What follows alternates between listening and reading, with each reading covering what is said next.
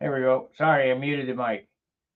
It used to be Saturday at John's, and now it's Saturday with John because we have to jump through a lot of hoops to get this going. So in a minute here, John's going to send me a message. Morning from the coffee shop. John's going to send me a message, and we're going to bring him on stage. He's in the garage right now. And what I think I'll be doing on Saturdays from time to time is have, either John or Dan, or maybe John and Dan both. If Dan, if you're in the chair and so inclined to come on the show, just drop a note in the chat box. I'll send you the link. You can come in. Now, I'm only taking those two guys. So if you're somebody else and you want to come on, you'll have to get with me to arrange a time.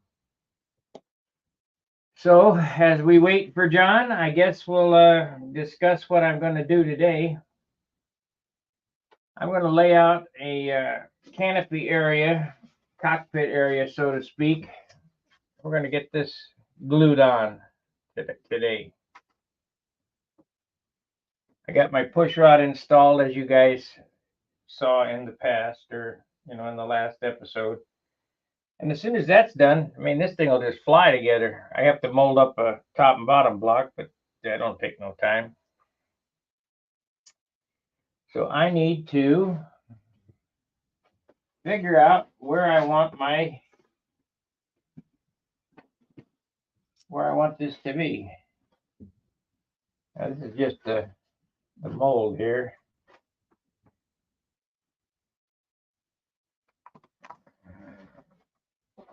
Okay. This will be the very first Viper with a pilot. I normally don't bother with it. Crap.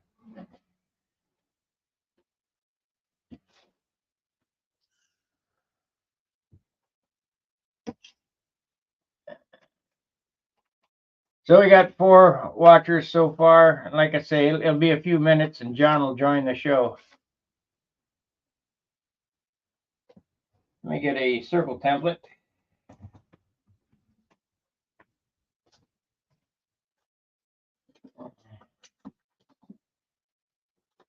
Circular template.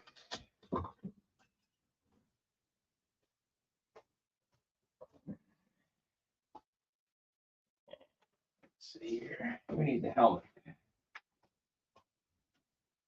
We need the helmet.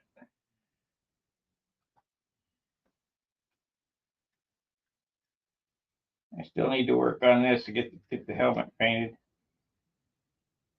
Get it filled with superfill.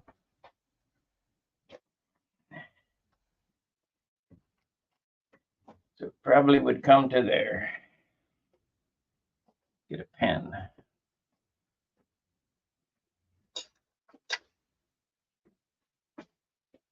And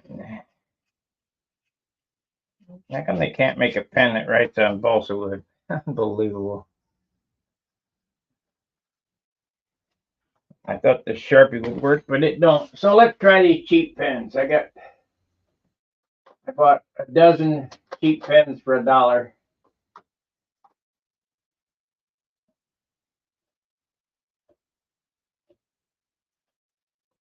One millimeter. So that's a pretty thick point. Let's see if they work. Hey, here we are.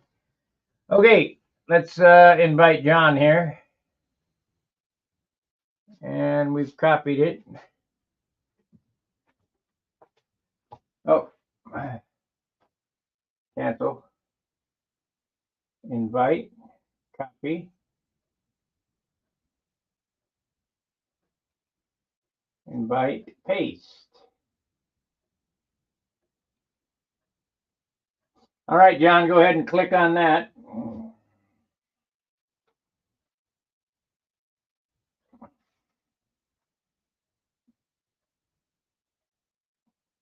I got to go over here and we'll go to Studio.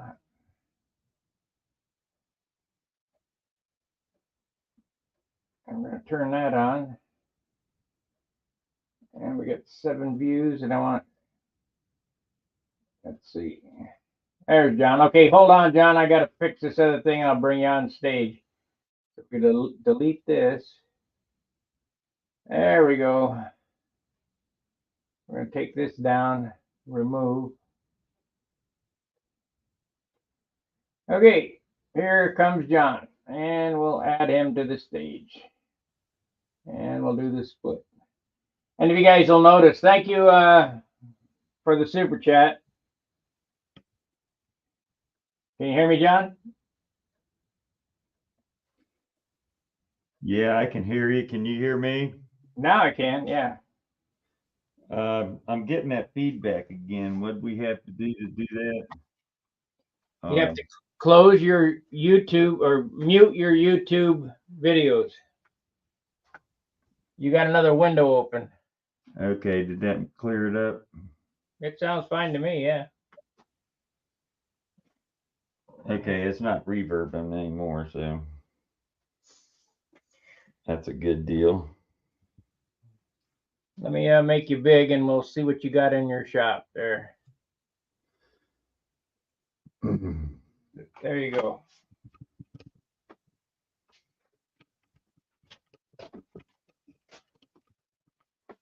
Tell us what you got going. Well, this is my latest and greatest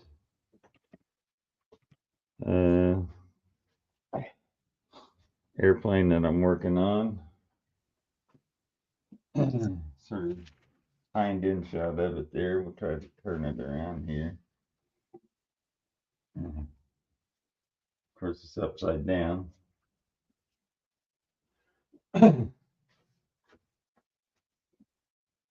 How many pounds is that? About 40. I don't know right offhand. I can't remember. It's got the engine in it and stuff. I can weigh it up here.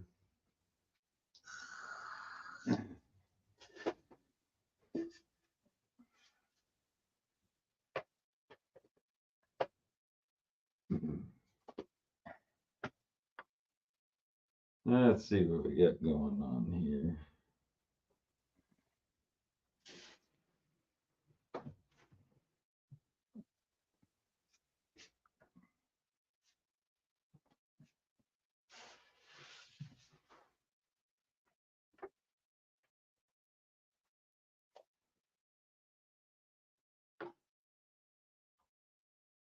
$1,137 grams. Give it to me in ounces.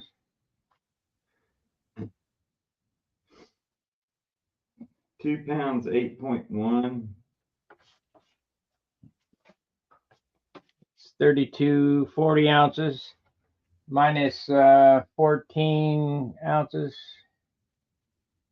Let's see here. I'm going to give you an estimated poundage when it's done. So it's 40 ounces now minus 14. That's 26. And is everything? No, there's no flaps or no elevators on it. There's no elevators. It's got the engines in there. Yeah, I already took 14 ounces off for that.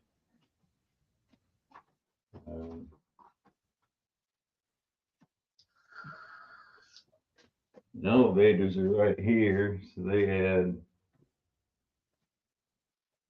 now at 1,176. Wait a minute. With the 1,076 divided by 28.33. That's 41 ounces minus 14. Is that everything? Everything's on it? Yeah, there's no fuel tank in it or plumbing or anything like that or header. Or That's 27. 27. What is this airplane going to weigh? What is my prediction? 80 ounces. Let's see here. 27 plus 7. Give a good finish. It's 34 plus 20. It'll be under 60. I was sort of thinking 62. Well, if you're real careful with the finish, you might make it under 60. Yeah.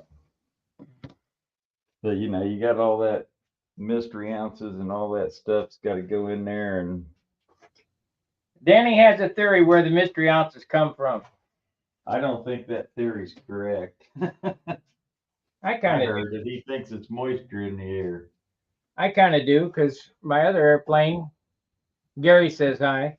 My other airplane got lighter when it, it's been sitting. So Well, we use a lot of super glue. You use a lot of, I don't know where I am camera wise here because I'm, well, you're pointing at the lathe right now. There you go. Now we can see you.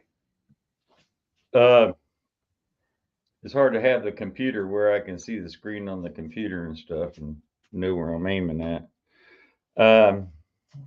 You know, you got a lot of glue that dries and gases off. Even epoxy, you know, gets lighter when it cures. Super glue is the same way. Whatever goes down into that wood, you know, and wicks around all over the place. It may dry, but I don't think it completely gases off for a little while. And I don't know how much, you know, that really does. And normally you put on whatever you put on is what you put on with super Yeah. glue. But if you're using Titebond or something like that, you got a lot of water weight and stuff in Titebond that you know, can dry off, you know, evaporate. Um, I don't know. It's they're there and they always happen, and it always seems you never account for it. So as far as I'm concerned, I'm still going to consider it just mystery ounces. We don't know where they come from. You know, outside a little piece of fuel tubing here, a little piece there, you know, who knows what. A prop that weighs a little bit more than what the last one did. You know, different tanks. I've had plastic tanks that weigh as much as 2.5 ounces. almost an eighth of an ounce difference. You know, between one flexible plastic tank to the next one. I think the only way we can get around that if we start making tanks. Yeah, well, that's going to come for this airplane because I don't have any more CAS tanks. So I'm going to make a tank for this one. Yeah, when you get ready to make them, get ready to make them because, you know, to set up once, you know, it's a lot of mess and everything to. Yeah, but I only have one mold. Yeah. If I could get mine working, let's see what I got here.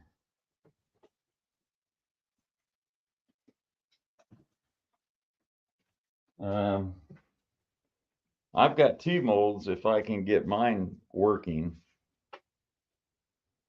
I don't know what I need to do to get it working quite yet, but I sort of put that off to the side because I got frustrated with it.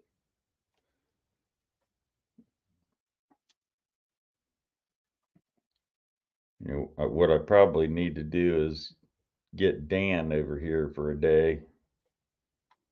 Yeah. Go over there, go over this fuel tank mold situation. I don't know. See these? Let me get closer to this. Oh, yeah. How much do them bad boys weigh? Haven't weighed them yet. They're not really complete yet. Right. They got way too much hub area. I mean, wheel area on it. Well, let's see here. We'll put them on the scales just for the kicks and giggles. 2 of them, half an ounce. Hold that up again to the screen. You're going to take away the thickness on the side area, right? No, this is pretty much finished. What I got to do is I got to bevel this edge around the outside here. Okay. And then I got to go down in there, and where I drilled all them holes, it put a little burr on the back side in there. So I got to put them all back on the mill and go in there and mill that burr off. So I don't have a countersink that'll fit down in there without hitting the sides. So that'll take ever so teeny bit of weight off of them, but no, that's it. That's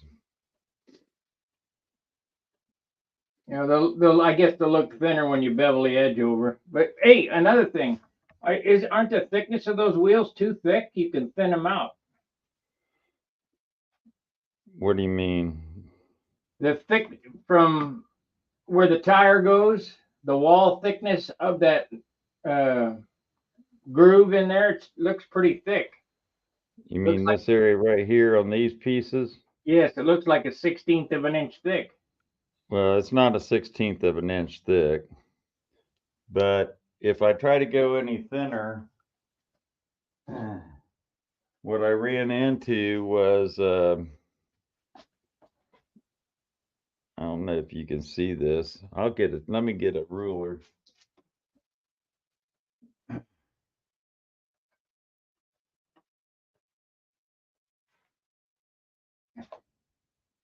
It's probably a 32nd of an inch thick.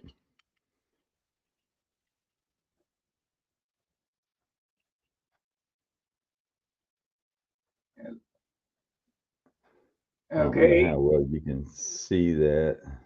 Don't focus. Oh, there it is. It looks like a 1/16, but well, it's not. If you can sit here and actually, look at the tape measure, it's not. It's less than the 16. If I start turning them any thinner, it starts wanting to eat itself up. How about if you lap them from the outside? Put it on the board and lap it. Well, I guess you could probably do that, but see where you run into your problem at is in this area right here. We'll cut that first. Well, it gets too thin. If on that little edge right here, this groove goes down in there so deep, and it creates the thickness down here in the bottom of it. And I've got to bevel that edge there, and that cuts that thickness in half right in that area. And then if you start cutting down more, then you risk catastrophic failure, which I'll show you what that looks like. One here.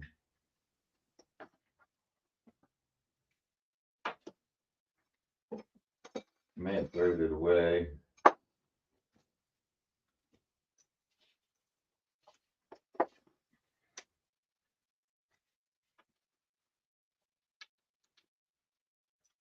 You end up with two pieces.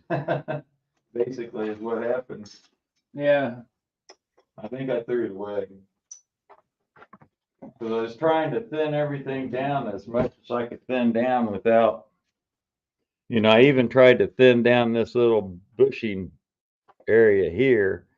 And whenever I get too thin, then it turns paper thin. And then, I mean, just you blink and it's paper thin. And then when you go to push the bushings in, it just splits. Yeah. So what happened was like this wheel parted into two pieces. Right. So one whole outside edge here just popped off. So I'm not CNCing these things. This is all manual stuff with a lot of play in all the equipment. So it is what it is. A half an ounce ain't too bad. I don't think. That's for a pair. Now that was a half an ounce for two of them. And then you add tires. So. Well, here I can throw two tires on there and tell you.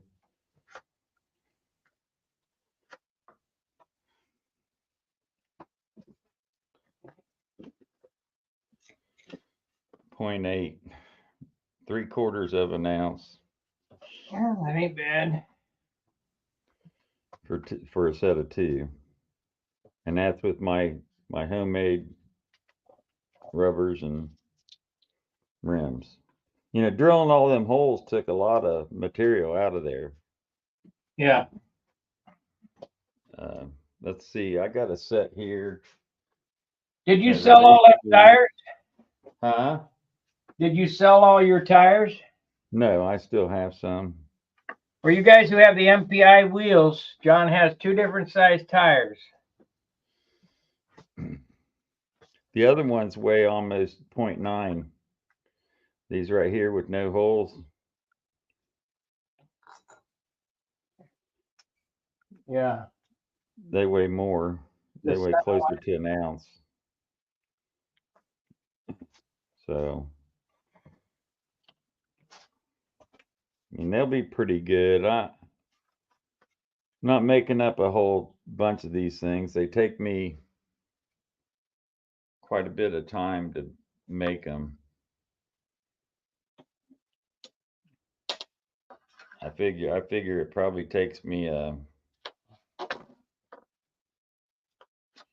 well, I do it in steps. Like one day I'll come down here and I'll cut some blanks.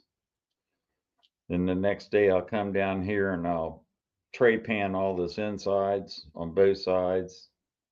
This little area, this little groove. And then the next day I came down, I drilled all the holes in all of them. And then the next day I came down and I cut this groove where the tire goes. And I didn't really keep close track of time, but I didn't spend all day down here, you know, a couple hours a day. And, you know, in 3 days' time, I end up with 8 sets of rims. So, you know, they're all basically an experiment until you get the first one done. And then you start knowing where your tools are at and whatnot. And these, you know, I could go on the lathe and maybe try to make that a little thinner, but the one that I did before, it ripped right off of there. And some of that could be tooling that isn't razor sharp. You know, like I say, I'm not a commercial machine shop with brand new stuff and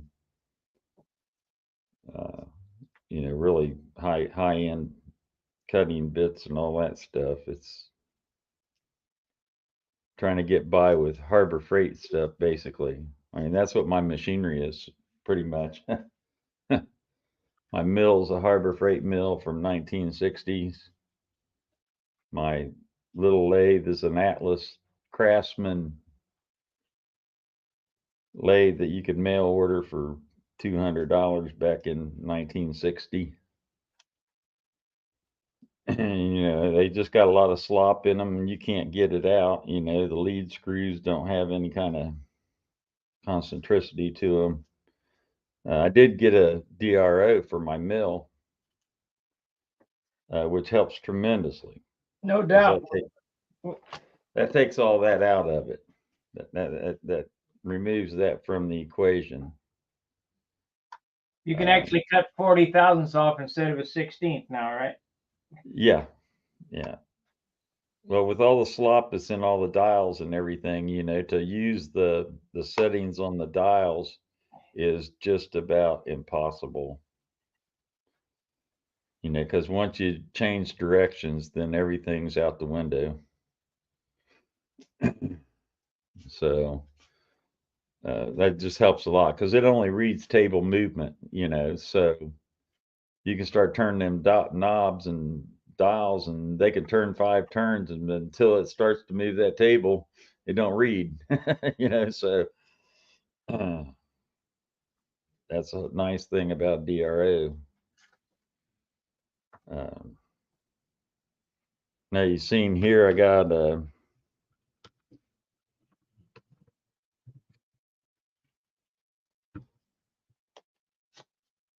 4 pieces of pine. Let me see the thickness of that. Yeah, that's the right stuff. It's a little less than 1/4 of an inch thick. Right. 3/6. That's the same shit. 1 3/4 wide, or somewhere right around in there. I think that's what it is. Yeah, 1.75 inches wide. That was the only size I could get. Yeah, that's what it is. You know, it was considered lath, but it was in the milled, like, baseboard and stuff section that they had out there for stock length, you know, stuff. Come 13 foot to a stick. I said, you got anything longer than that? Because I was trying to get better cut, because I could only get 2 pieces out of the 13-foot stick, and then I had a 3-foot piece of fall that just wasn't worth anything. You know, at $1.25 a board foot, you know, you're throwing away $5 or $6 worth of material as waste. Yeah, the ones that I got were 30 foot long, and I took them in the parking lot and cut them down to 5 foot lengths. Yeah. Well, they had a saw right there. I couldn't get them in my car at 13 foot, so they had a saw right there. I said, take and cut 62 inches off each end of them, and off one end, and then I left the remain. I could fit the remainder into the car and stuff. And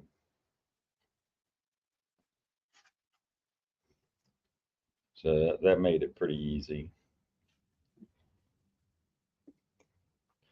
I don't know. These are.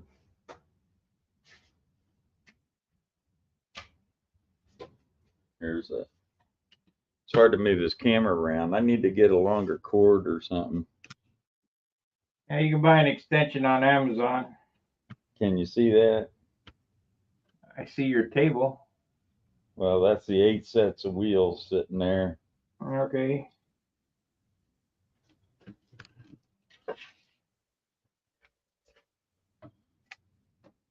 I don't know how to zoom on this thing or whatever, but That's why you need to download that Logitech program, camera control.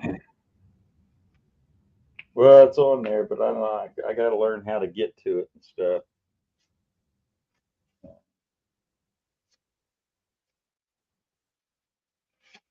If I just go into the settings or something like that, and it's probably right there in the settings.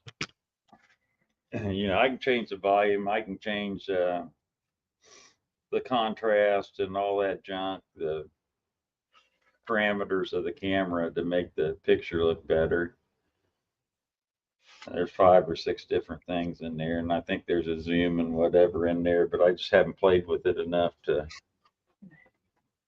figure out what's going on.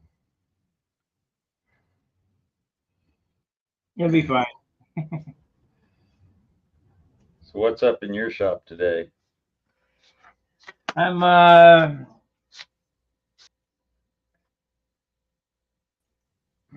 see here. There we are. I'm just working on getting my pilot in there, because this, like I said, this will be the first Viper with a pilot. And I'll be damned if I can't get it on there straight. Get the hole cut straight.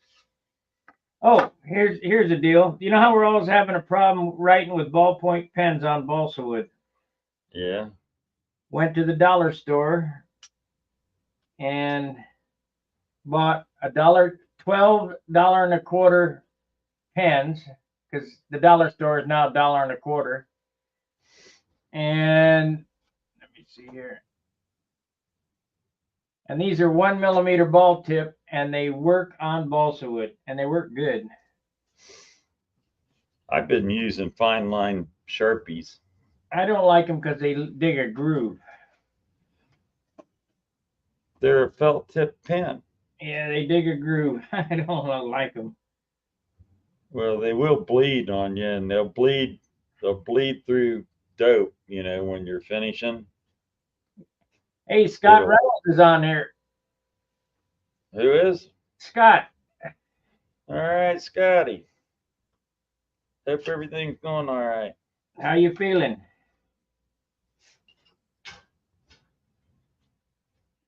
See, I don't have any chat up here. you need to go to the top, and it'll say, Comments. there you go. And I'm on there.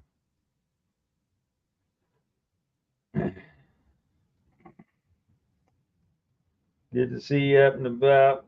Hey, Keith Bryant called me up. He's getting back into control line again. He was wanting to know about painting and stuff, and I said, I'm not going to sit here. Was texting me and stuff. I said, I'm not going to sit here and text back and forth a bunch of painting stuff. I said, if you want to call me, just call me. And so he called me up last night, and we sat down and talked for about, I don't know, an hour and a half. He's got an airplane that he flew last year is still flyable, and he's going to build a couple more sort of refresher models, you might say.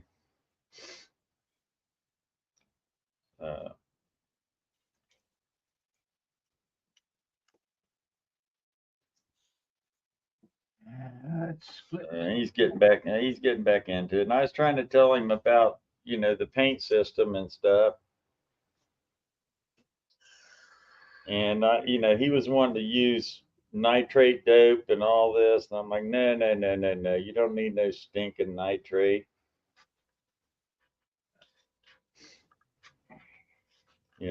Just use one thing. Keep it simple. Use the KISS theory. The biggest thing. I think I got him sold on that. The biggest thing about the system is 1 quart of dope, and that's all you get. Well, yeah, there's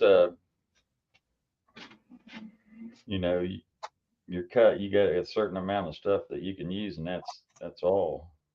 And I told him about all that. But we'll see. Heck, you can paint a 60-inch wingspan full-size stunt plane with 6 ounces of paint. That's pretty doggone good.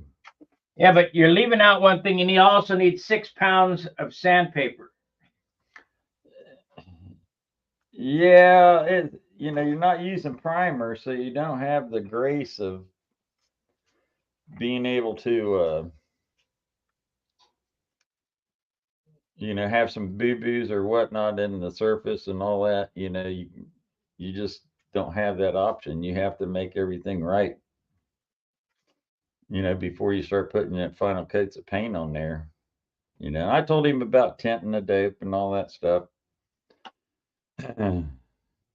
which is really what you need to do too, I think. You saw Steve painting yesterday on his airplane? Yeah. He grabbed his stabilizer. Look how white this is.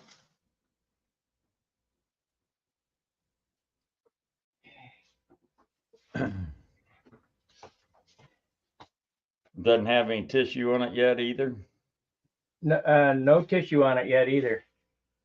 That's 3 coats. So balsa wood starts out this color. Here, let me make it big. Here's his stabilizer, you can see, and then balsa wood starts out this color. This is yellow, got a yellow tint. It's got a white tint to it. Yeah. Wait until it gets the tissue paper on it. Gets 3 coats on the tissue paper. It'll be white. Yep.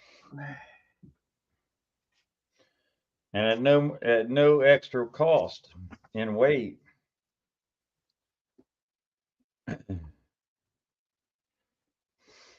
That's what's so nice about that tinting it.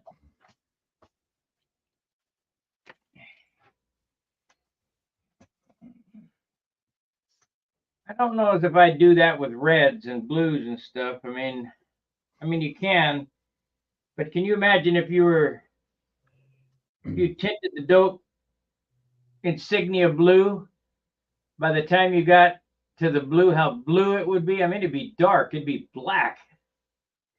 No, I think I'd only use white. White's a good base anyway, because it makes all your colors pop more, makes them brighter. So I mean, if all you're doing is tinting it, then you can start backmasking it and painting certain areas, starting with your lightest colors and working towards your dark colors. And, you've already got a tinted white base to everything. You can add whatever color you want to over top of it, and it's going to cover really well.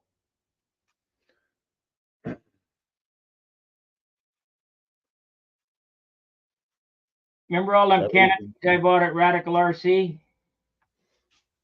Do what? All the canopies I bought at Radical RC. Yeah. This is one way to get rid of one of them. You only got about 20 of them there, don't you? Yeah, I got a few.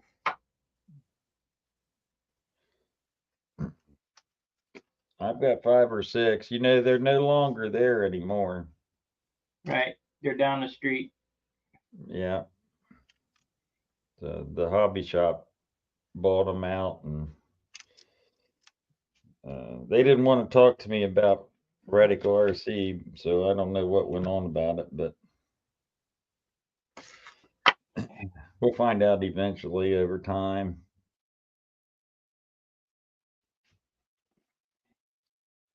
That was something when Dick died. Yeah, well, he sort of held that place together. He smoked all the way to the end. Well, that he was telling me, he even told me that, I go in there, he says, "You're the first guy I've seen all week." I'm like, "Really?" Yep. So, most of their stuff must be done totally over mail order. Well, Which that's is all what happens. right. Your sign is 8.5 by 11 in the window. Yeah. I mean, it looked like a garage there. It didn't look like a hobby shop. Yeah, it was a little place, it was. What do you think that whole place was? 20 by 20, the front section? But that's about right. And it was packed. It was the size of a 2.5 car garage, but it was packed. Everywhere you could stick something, there was something there. So it sort of remind you of old-fashioned hobby shops you used to go to years ago. Airplanes hanging all over the ceilings. There must have been 50 airplanes hanging from the ceilings in there. Various kinds, all for sale or not for sale, or They didn't go down to the other hobby shop. They don't have them hanging up there, huh? no, they're not hanging up down there. So they must have had given them back to all the people or whatever. They're still down there at Radical RC. I sort of peeked in there a little bit and tried to look through the windows, but there wasn't any lights on, and I couldn't tell, what was left inside there. Peter Shrevepole still around there? Yeah, I ask about him down there every now and then, and they say, "Oh yeah, he's still coming in. He's still doing his thing. He's trying to make man carrying airplanes. Yeah. Ultralights and stuff like that are powered with electric motors and stuff. He actually made one. He actually flew it. Yeah, cut out a foam board. Yeah." Brave young man. Yeah. But it was just a giant radio control model. Right.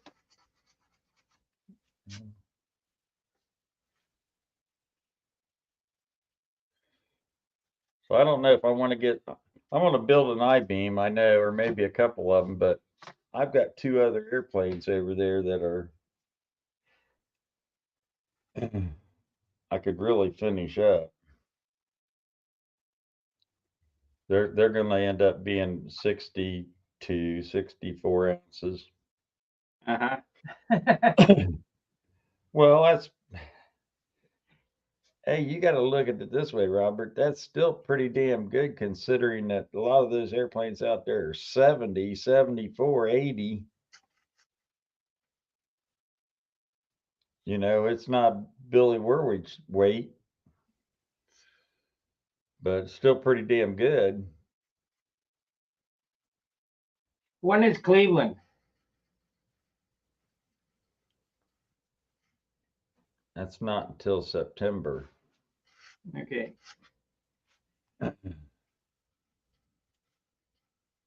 You know, they're not going to have FCM this year. They're not? Oh, because of the Nats? Yeah, because the Nats and the Worlds is in August. And FCM was after our contest. And we're not going to have one, and FCM's not going to have one. So you'll have Brodak in June. Then you really won't have anything unless there's somebody else in another state somewhere that I don't know about that's having something. Then the Nats, and go or watch the Worlds maybe for a day. Did you hear my announcement last night about the World's coverage? No, I don't think I did. I'm going to be live streaming from the Nats, but I will not be live streaming from the Worlds because, according to Dan, the FAI owns all rights, commercial rights to it. If I stream that, I'll be sued. Yeah, I don't doubt it. I wouldn't know why. They don't get enough coverage as it is. Muncie itself, Muncie in general, doesn't do any coverage. They don't promote it. They don't do anything. People in Muncie don't even know what the Academy of Model Aeronautics is. Yeah, is that AMA's fault, or is that local news fault, or what is it? It's AMA's fault. They ought to be on the phone to the local news media saying, "Hey, we're having a big meet out here. Why don't you send a reporter out here to cover it?" Yeah, I get us some airtime, but AMA doesn't want to pay for anything, so I don't know. I find the AMA the most useless organization on the planet. It's ridiculous. They don't do anything for us. Well, you know how bad all this drone stuff affected everything. As soon as those things started coming in there, and the FAA and FAI and all that stuff started getting involved in that drone stuff, and that was all because of the military using drones and the possibility of people using drones for nefarious reasons. Scott said he's okay with the chemo. Good deal. Good deal. Keep persevering. We're rooting for you.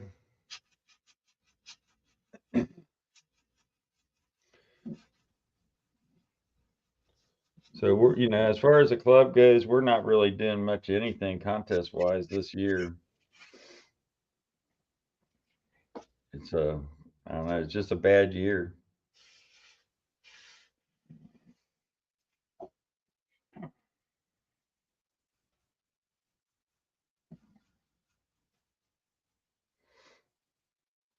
Jonathan Carrata said, I keep worry about people watching me sand. He says they learn something every time. I don't understand how, but I guess we didn't explain candling. They just learned that the other day.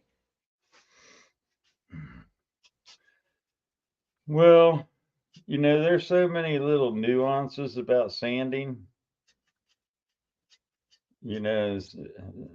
Sanding cross grain and with the grain, and there's a lot of little things that you got to sort of learn.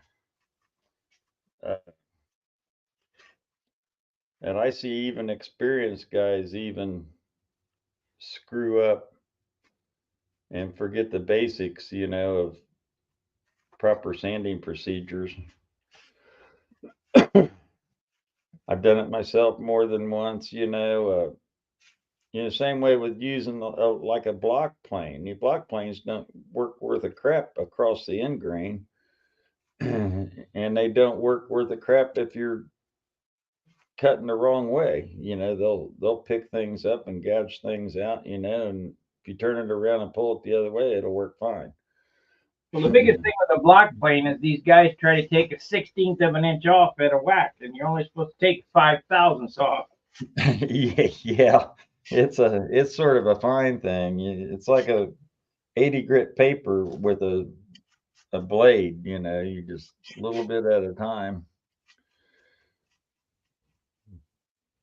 I'm going to take a block of wood sometime, set my plane to whatever, I think it's maybe 5 or 10/1000ths, and see how long it takes to whittle a block away to nothing. Probably not long. It won't take you too awful long. Even set, you know, not set deep or anything, just set regular like you should set one. It shouldn't take very long, but it's going to take you 1,000 strokes, you know. Yeah.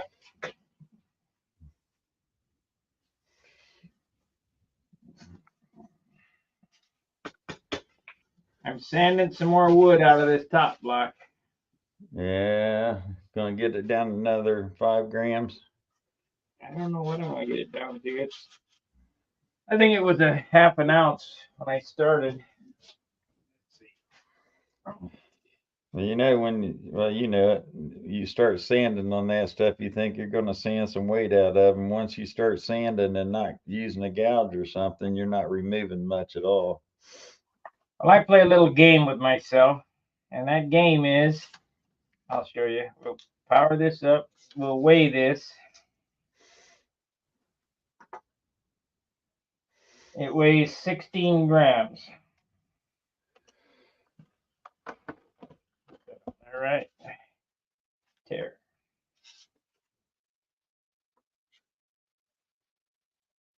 And now the thing went up to 20 grams. What the hell's going on here? Mystery ounces. Yeah, 16 grams. So I'll sand on this, and I'll try to get 1 gram off of it. And we'll weigh it. I just try to do it a gram at a time. It ain't easy either. Well, that's all you can do because, you know, you're sanding less than a piece of a paper off of the whole thing, you know. Now, how much is that? Probably can't even weigh it. And who knows how close that scale is? Is that scale really weighing a gram or is it? Well, according to the pot scale you gave me, it's pretty close. Yeah. But how close is the Well, pot scale? they're only guesstimators too. And if you can get close, you start looking at grams, and you got to look at grams over the whole doggone airplane. If you're not looking at grams on every single piece that you put in it, you're not doing anything.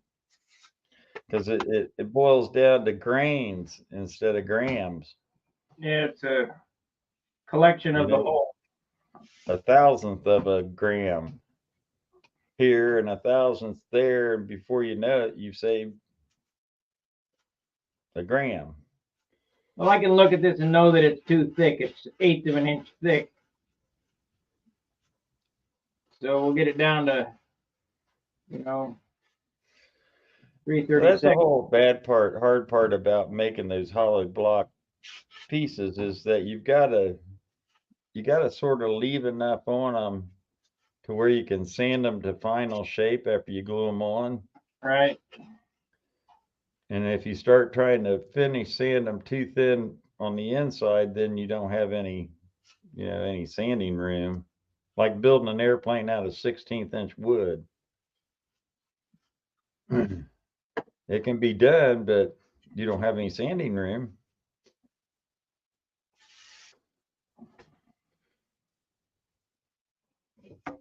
Pretty terrible. It's bad enough using 3/32. You know, and I'm building airplanes out of 3/32. I actually built a whole 60 size stunner out of 16. Yeah. Only trying to cut weight down, and I'm still at 62 ounces. So, you know, everything's 16th on it. All the sheeting, fuselage sides, everything. I don't know. Okay, I got a message from somebody. Let's see.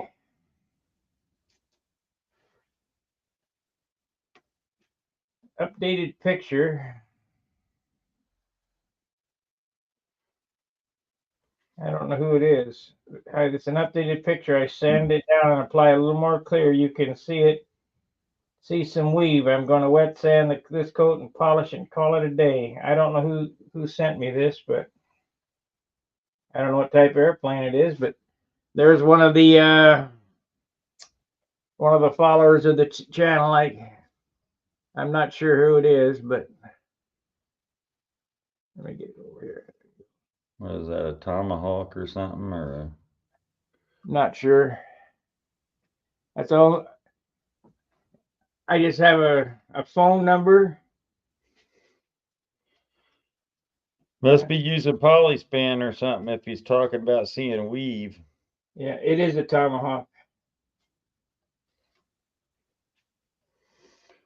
It's got a Tomahawk decal on it.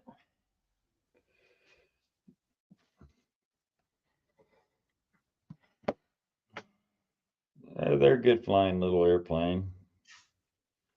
Got to get bigger. Yeah. That's my whole thing. You got to get big before they start flying really good. I'm not saying they fly bad. I'm just saying they fly a lot better if they're bigger. Back in the days of the Nobler and 50-inch wingspan airplanes, everybody was flying 50-inch wingspan airplanes. Nobody knew the difference. And then Lou McFarland, I don't know who it was, whether it was airplanes is because they had Fox 35s. Right, they were limited on power.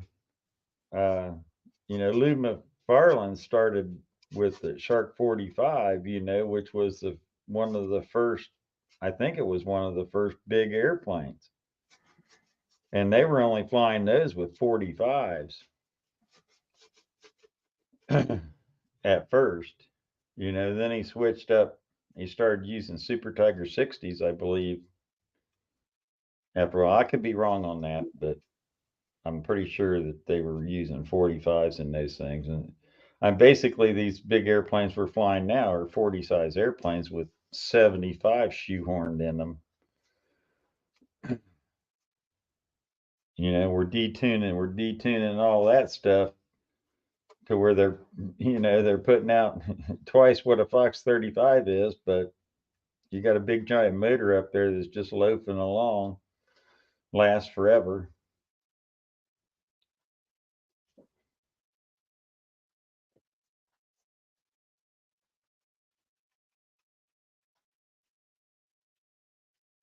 What are you going to work on today? Well, I'm going to work on them wheels because I want to finish a project up before I start on anything anew. Probably going to take this airplane up into the garage and do a little brief finish sand on it and get some tissue on it so I can start adding fillets and stuff. I don't have any tissue on any of the solid surfaces, the fuselage or the stab and elevator and that stuff yet. Figure you'd have tissue on the stab before you put it in the airplane. Nah, it doesn't need it.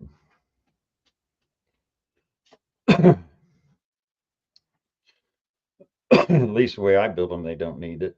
I've never done it in the past, but yeah, you can do that. It might make it a little stronger. Makes it easier. I like easy. Yeah. I think I just wanted to do something without going into the garage and getting out the dope again and starting to dope. Well, did you download my plans onto a stick yet? Well, I sort of tried. I don't know if they're on it or not. I haven't plugged it in since I tried onto a bare computer to see what it does. I don't know that it actually downloaded it.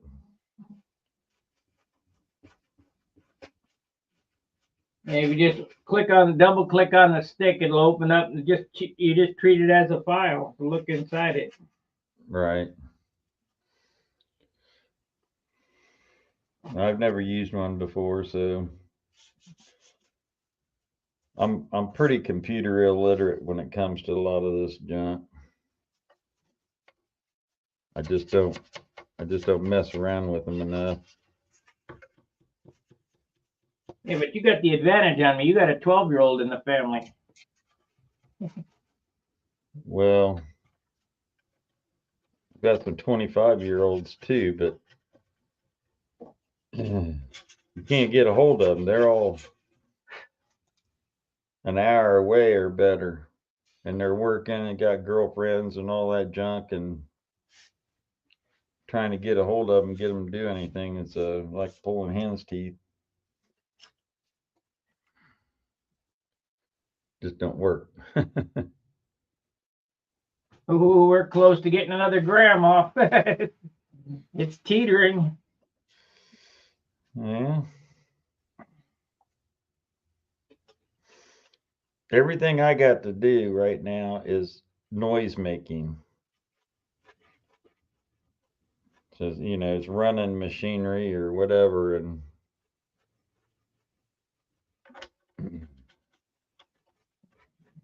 you can't see very well when I do it. I can't get the camera over there where it's the right angle to be able to see what's going on.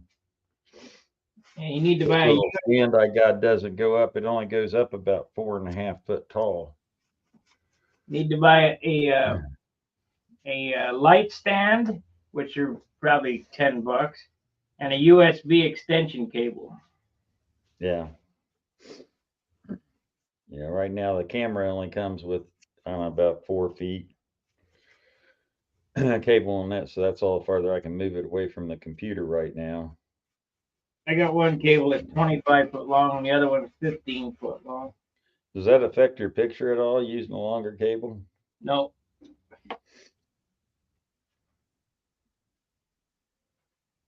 Not a bit.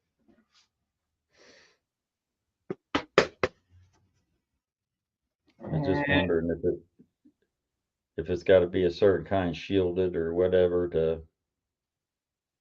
Well, it's the right cable. You'll know. I mean, it's all they sell is USB extension cable. It's got two male and a female on it.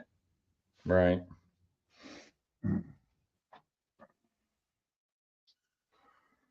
Buy a good quality one. Don't buy it from Best Buy. Buy it from Amazon. Yeah. Best Buy marks those cables up like you can't believe. We're thinking about getting a smart TV, so we can go on the internet on the TV set and not use a Fire Stick or anything like that. The problem is it'll be smarter than you. Yeah, probably will be. It'll be a learning experience, but we pay way too much for cable TV and stuff. We got to get the costs down. And you get old and you get on limited budget, you got to start looking at those things. I mean, it's bad enough I came home with this pine and Barb asked me, how much did you spend on that? I said, don't worry, honey, it's out of my mad money. Oh, by the way, where'd that come from?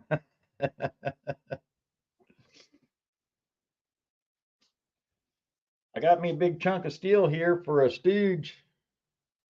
Yeah. Can't hardly even pick it up. Yeah, I don't think your airplane will pull that along. Nah, it's 3/8 of an inch thick, and I don't know how. Have you talked to Danny lately? Nah, it's 14.5 long and 6 inches wide and 3/8 thick. I'm gonna mill all the edges up on it and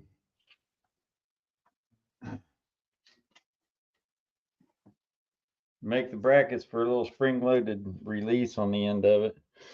I haven't talked to him. You've talked to him. you said you've been talking to him every day. No, not that Danny. Danny Schaefer. Oh, no, no. No. I was wondering if he got you to pay for his fishing trip yet. No, you know, he had cancer too. I don't know how he's doing. I haven't seen hide or hair of him. And most of the time when every time he called me up, he wanted me to pay him to be a judge Yeah. at our contest. I said, Danny, I says, we get volunteers to do that. we got a club. We've got 6 members. Out of the 6 members, 3 of us actually fly. I mean, what are you gonna do? You know, you're trying to run a contest, a stunt contest or something that's a 2-day event with 6 people. It's almost impossible. You got to do like Dennis did. Now that you didn't go to Dennis's contest. I'm thinking of Steve. Steve and I went to Dennis's contest in Michigan. He has 2 people in his club, and he had a pretty big contest, and it ran perfectly. Well, most of the flyers know what's going on, and if you can get volunteers to help out, there isn't a problem really. You know, as far as running the contest, CD in the contest, that kind of stuff, the only time you have a problem is if there's some kind of bitch. And most of the time there's not even that. And I don't have any problem CD a contest. I've ran some pretty big contests and I've never had a problem CD in them. You know, you just got to take care of the occasional bitchy person or whatever, you know, that something ain't going their way or they think the judges did them wrong.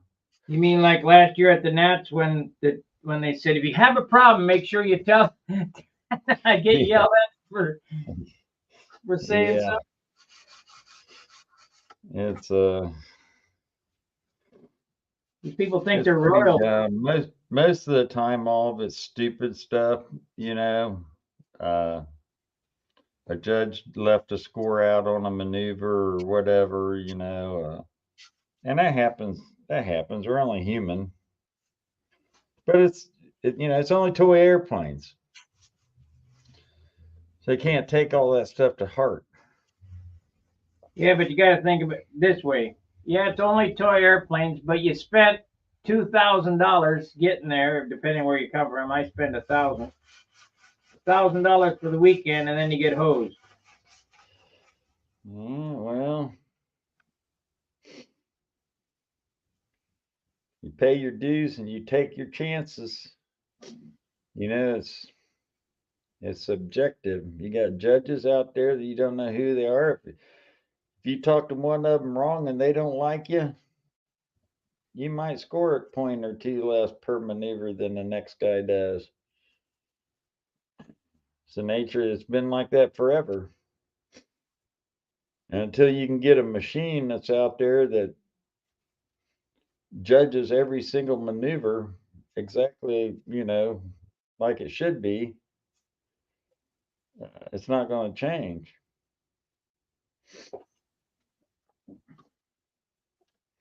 I don't know that they can even make a machine that would do that. Oh yeah, they're trying to.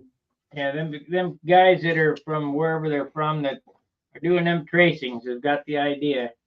All they need to do is speed up the time, or actually, it doesn't even need to be sped up because you can wait for the score till after the flight's over.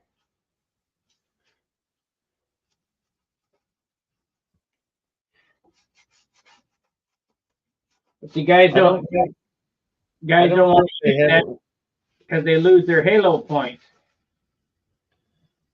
Yeah, I don't think they have it down to where it can actually score yet a flight. You know, all now it is it's just tracing your whatever you flew, and then you get to see all your little bobbles and everything. And boy, there are bobbles all over the place.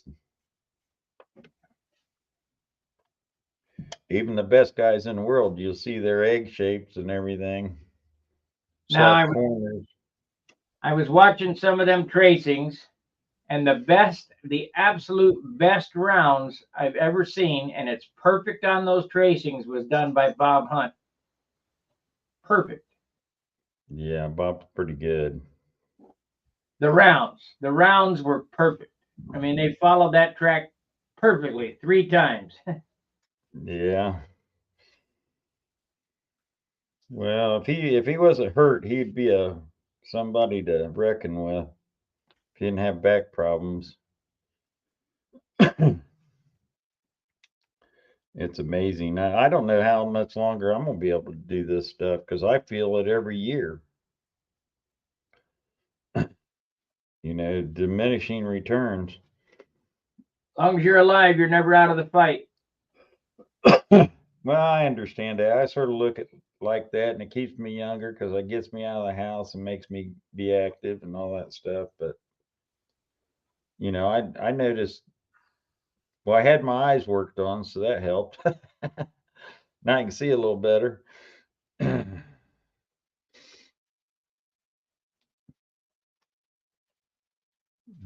I don't know. I like to do it. I like building. I like doing, flying and all that stuff. Now I got to have somebody to fly with, which is a feat in itself. You're not around here anymore. Yeah, sorry to leave you high and dry, but it's time for me to go. Yeah, you don't have to apologize for that. That's only a thing. It's yeah, that's why I'm making a stooge. Just gotta hope like hell that my tail wheels are put in there real good. Yeah. Of course, I might make it to where it's got a couple drop down arms on one end of it and a tail hook on the other end. And that way I could use it either way.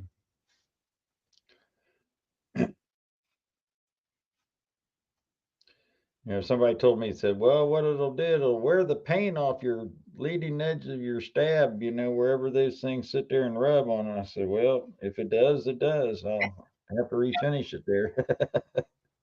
Yeah, we finish in dope, no big deal. Squirt on a little bit more, be done with it. I'll put 4 or 5 extra coats of clear over it right there where I think those things are going to ride.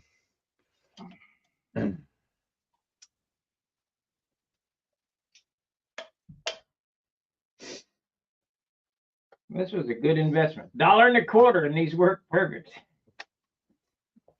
How fat's the line? It's 1 Like a millimeter. regular ink pen? Yeah, 1 millimeter. Looks I like don't that. see how you can say how that doesn't dent it.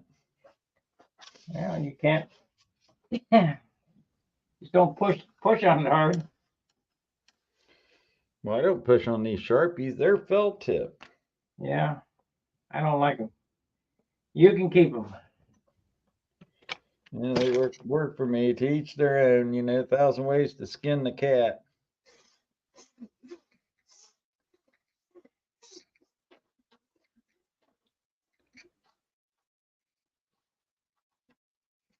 We I ain't gotta make. Go ahead.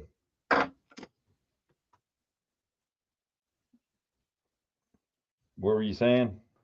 we ain't skinning no cats. Oh, I forgot. You got cats there, don't you? Yeah.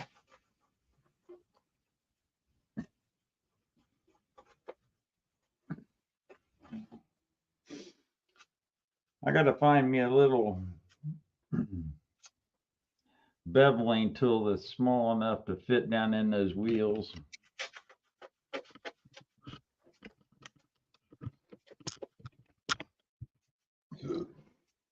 Excuse me.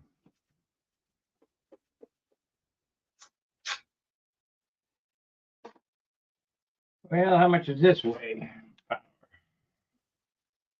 I'm using a piece of hard 1/8 inch as my cockpit floor.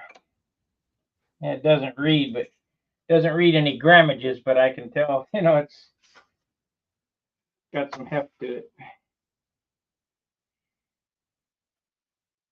It's got some heft to it. I'll take a 16. How thick a plywood? Not plywood, it's balsa. Oh, 1/8 inch. 1/8 inch. well, where the for your cockpit floor? Yeah. Yeah, that's all you need. All you got's that little helmet going in there, don't you? Yeah. What's that thing weigh? 7 grams. With the pilot in it. So you get penalized 1.5 ounces for cockpit detail. Well, let's see. By the time you weigh that up, the canopy, the floor, the dash, It's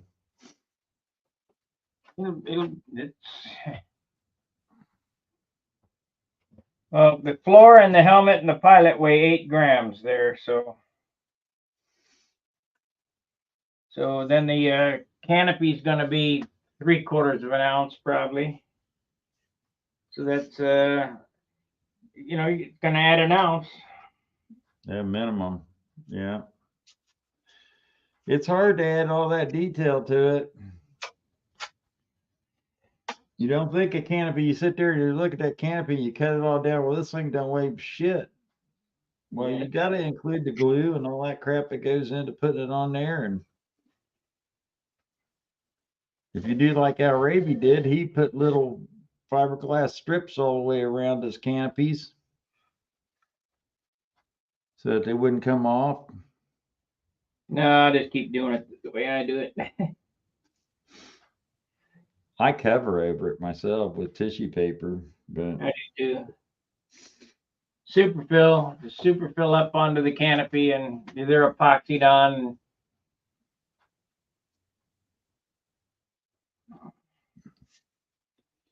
yeah, I did. it's really pretty. All this stuff's pretty basic. Yeah. I guess I'm like you, have been doing it for such a long time. It's sort of second nature. And a lot of people, you sort of forget that, you didn't know a lot of this stuff in the past. Of course, you didn't know any of that stuff in the past either because everything was a secret. That's right. Everything was a secret. That's why I'm doing this channel. So everything's not a secret. It shouldn't be. It shouldn't have been back then either, but it's what you call a competitive edge. I don't know what kind of an edge it was, but the edge they got out of it was a really lightweight airplane.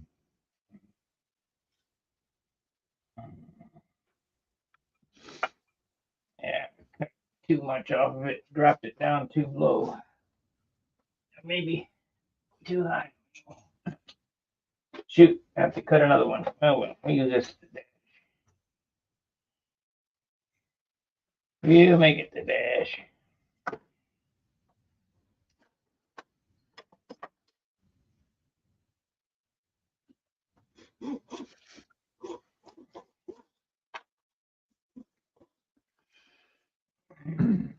Instrument panel.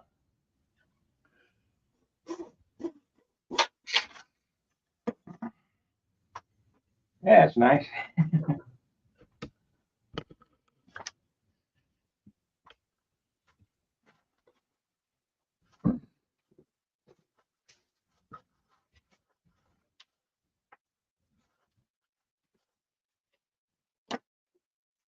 Okay. Get more off the ends here.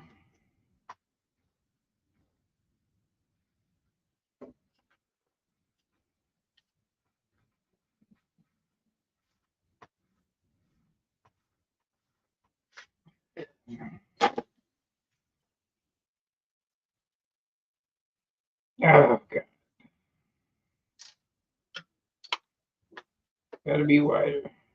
Shit. Okay.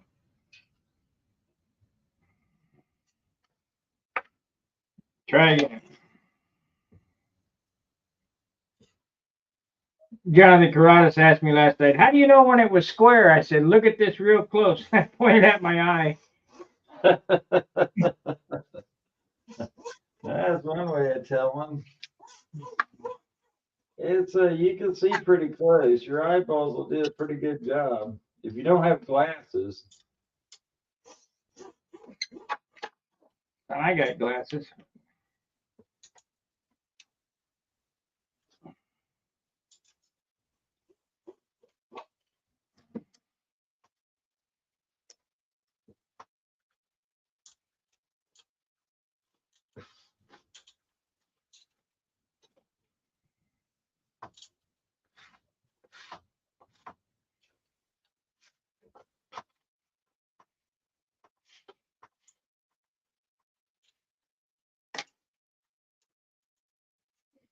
Well, you guys spending your Saturday with us. I hope that you're sanding. Yeah, well.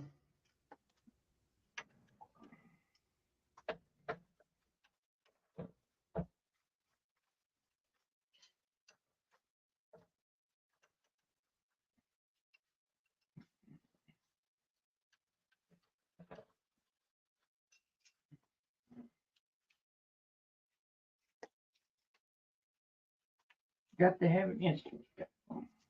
Yeah, we're getting there. Pretty damn close. To the side, so on.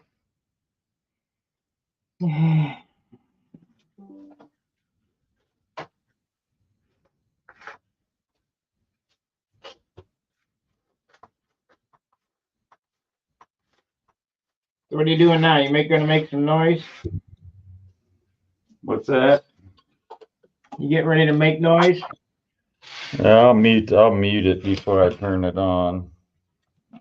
I got to set up and everything and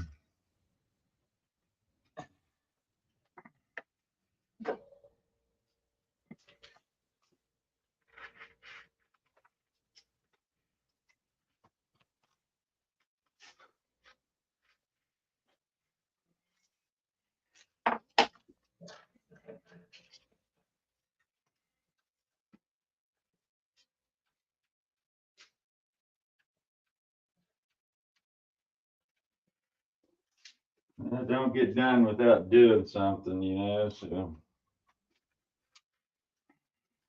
I got all these little burrs where I drilled those holes. What I didn't do, and I should have done, I should have drilled all those holes before I cut those grooves in there. And then when I cut those grooves in there wouldn't have been no burrs. Would have saved the step. What am I doing? Where to go? There we go.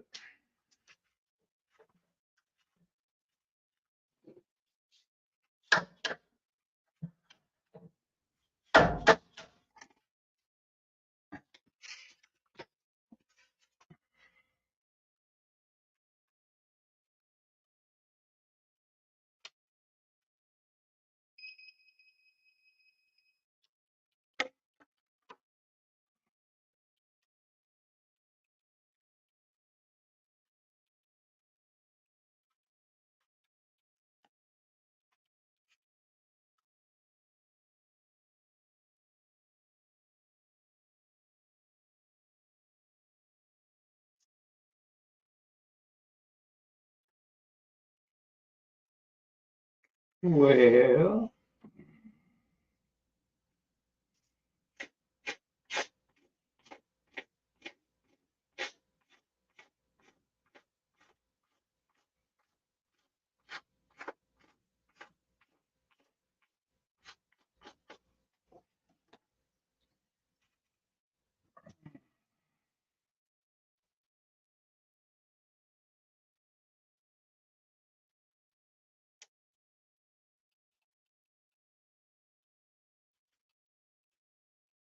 hmm.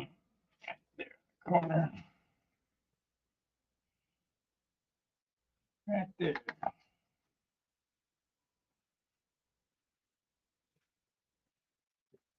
All right, I'm on a mute here. All right.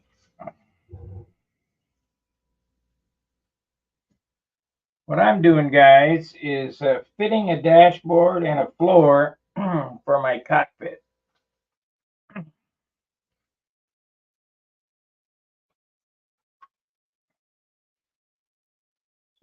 Right there.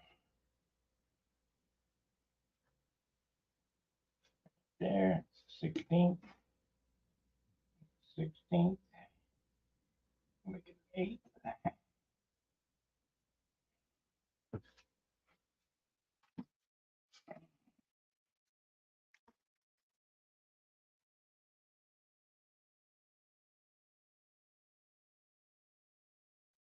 Need to see if we can get Dan on here.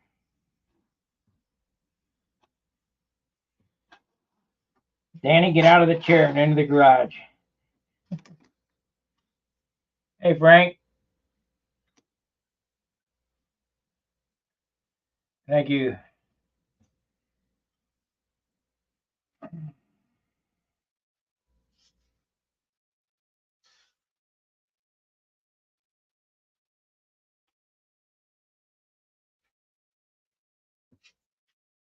Danny, out of the chair, into the garage.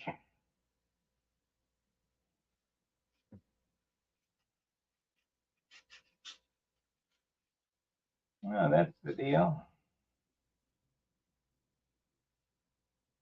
Well, that's right. It just was leaning the wrong way. There we go. Perfect. Perfect.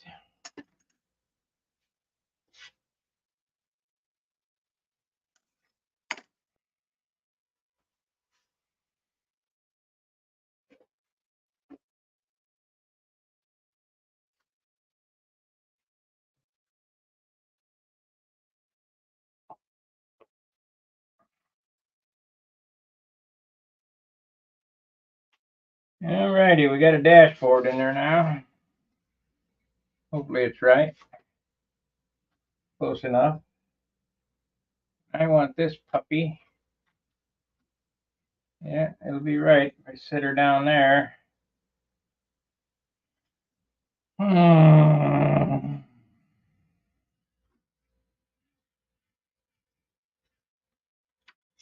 Thing needs to be 2 3/8. 2 3/8 wide. 2 3/8 wide.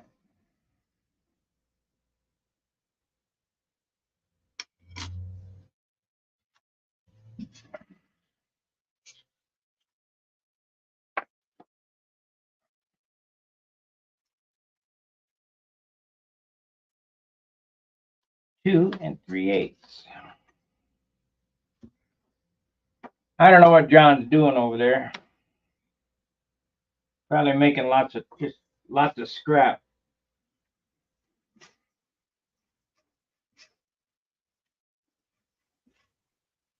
I'll tell you what I'm doing is I'm cutting those burrs out of there because I don't have a little countersink that's the right size to go down there and countersink all them little holes. Where they drilled through the back side, they put a little flare on the hole. And that little groove is only 1/4 of an inch wide. So I don't know if you can see that or not. Oh yeah. If it'll focus, but you can see all the little burrs around the holes in there.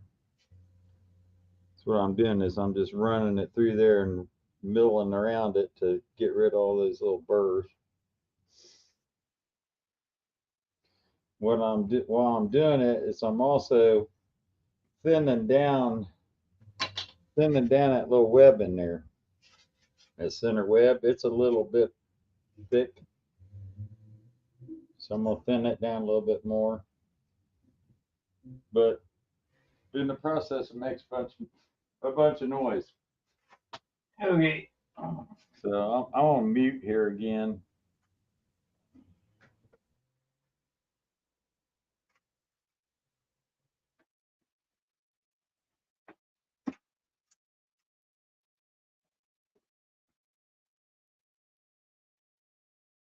Okay. Guess I need to glue his head onto the headrest. Put it together. We use a little silicone.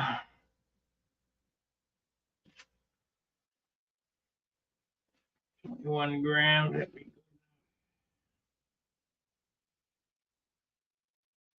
It'll be close enough.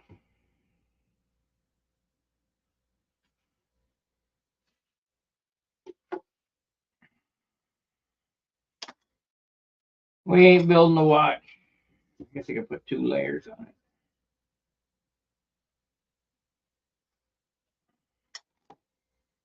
See, one thing you got to watch when you're building a floor for, I mean, Al Rave knew what he was talking about when he said he bolted his pilots in. A lot of vibration, harmonic vibration there. My S6B Supermarine, when I did the pilot, I did the floor with 16th inch.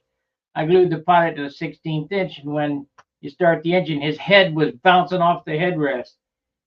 So as a quick fix at the Nats, I just went to AutoZone there and got some silicone and siliconed his head to the backrest.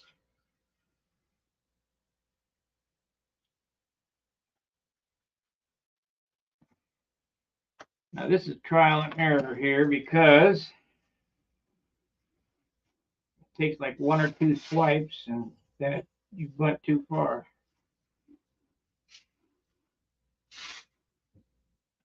Once I get this done, I can proceed to the next step. See that? 2 swipes and we're done.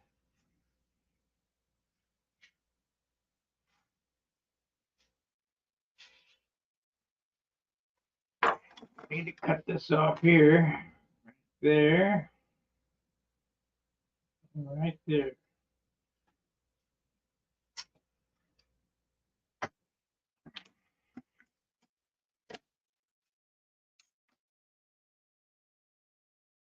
Yeah, little bit out of score. I just cut her off there. That's the back. That's the back.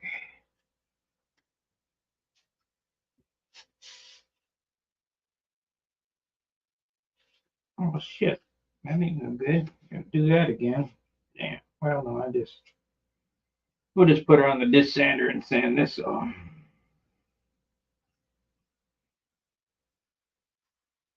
It's only 64th of an inch.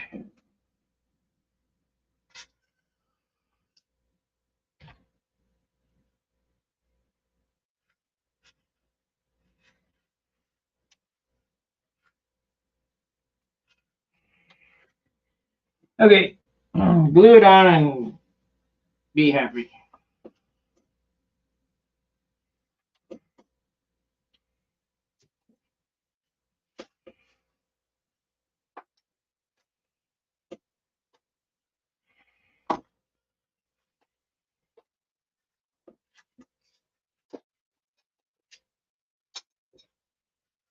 Yeah, right here, John. Let's see what it looks like.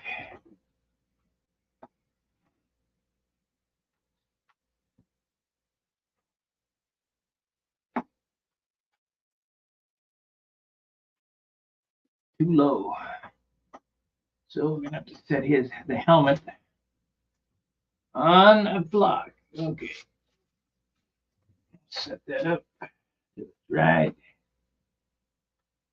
Go up 3/16. No problem.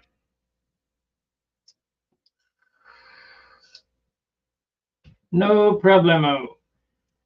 So the next trick is going to be a helmet painting session.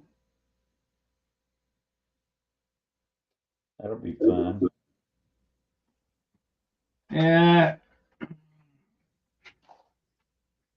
considering I want to hand letter my name on the top of it, and maybe have some flames, or I want it to look like a racing helmet.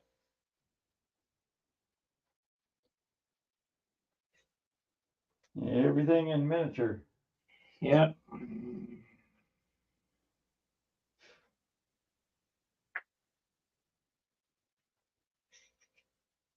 So that'll work.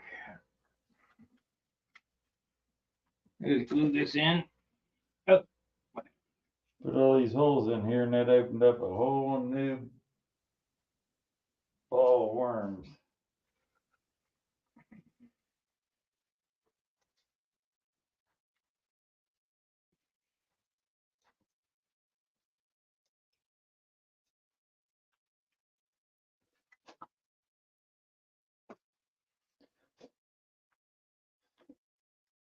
Might have to make some sets of those bigger wheels.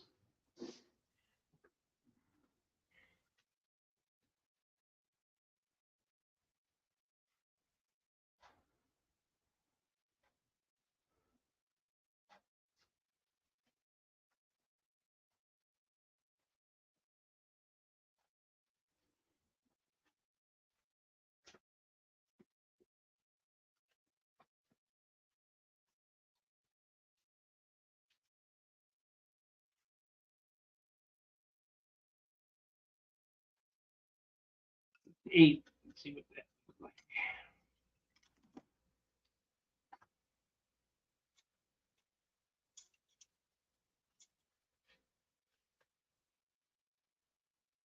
Close enough.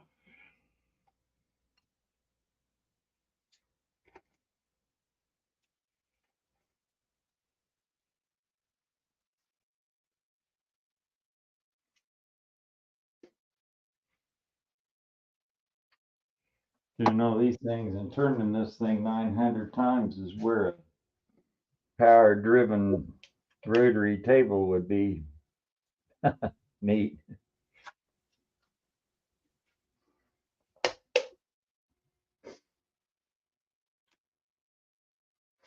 We can't have it easy. No, that'd be too simple now, wouldn't it? Yeah.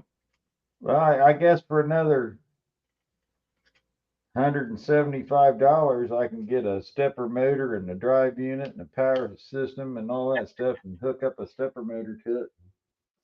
Before you know it, I'll be CNCing.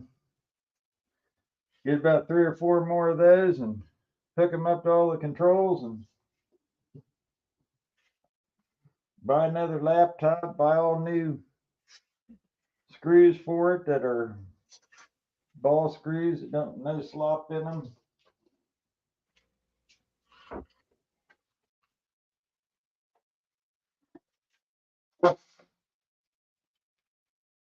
That takes all the meaning out of doing it on the cheap. You could just spend $1 million like Titans at CNC and buy a good machine. Well, that's the thing. Then not have to do any modifications like this to it.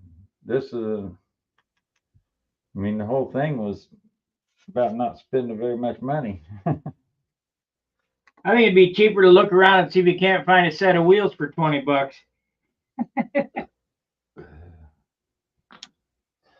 Well, you looked around for them the other day and couldn't find them. They don't make them anymore.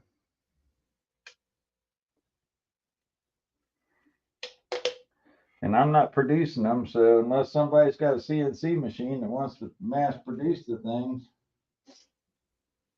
they'd probably be $75 a pair.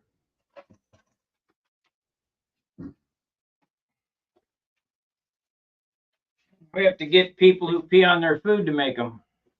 Yeah, that's the problem.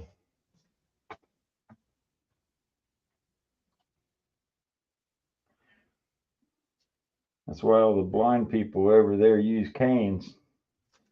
Aren't any dogs left. Yeah, they ate them. I'm muting again. Okay.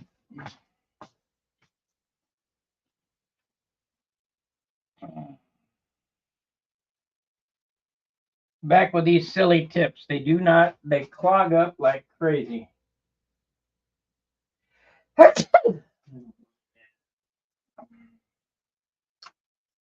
Do you guys like the format, Friday with John? I mean, it's not the same as Saturday with John, or Saturday with John, but it's not the same as Saturday at John's.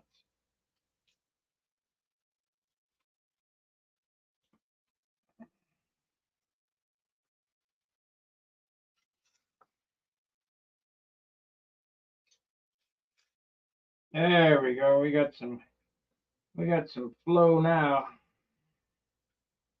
How's your flow, linoleum?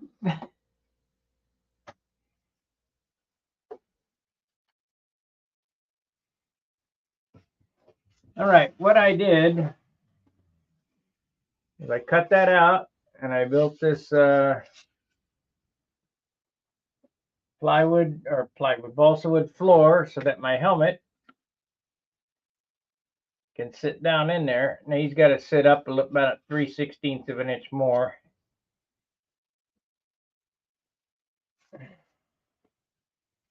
So in order for that to happen, I will take a piece of 3/16 if I can find it. Piece 3/16. No, that's 1/8.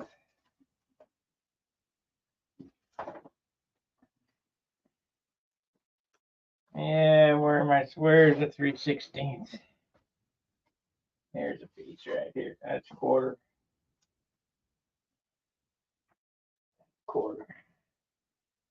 Yeah.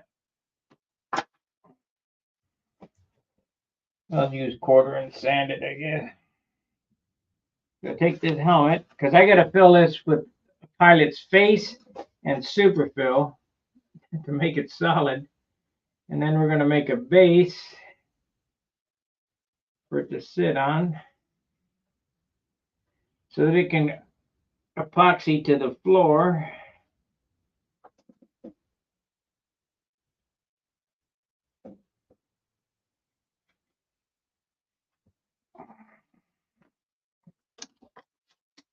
Shit. Okay.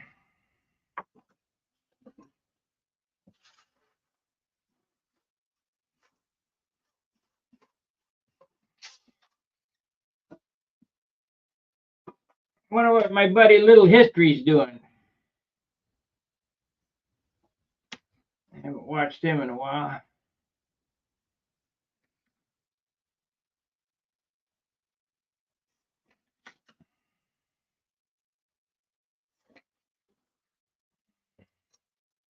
This is an awful lot of work for a pilot.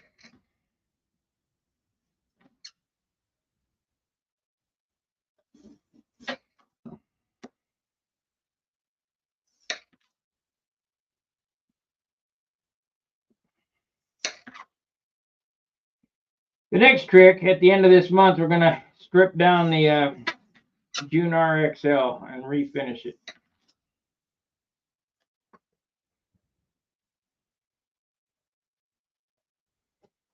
So this will sit on here like that. I mean, I'll sand it, obviously.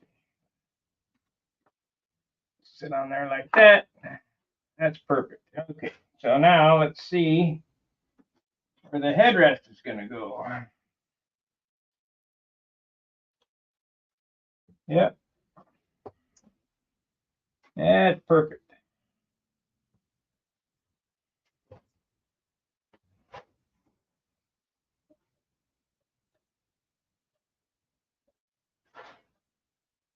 So that's how he's going in there, just like that.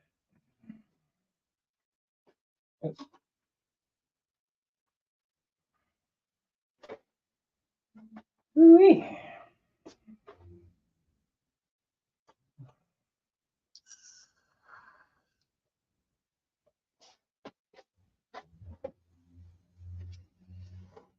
Give you a side view of what it'll look like in there.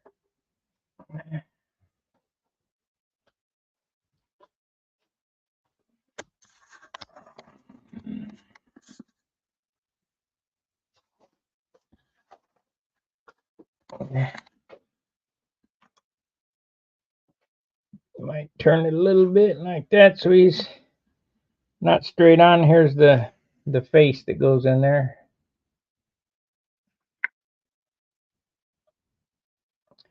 Then the canopy.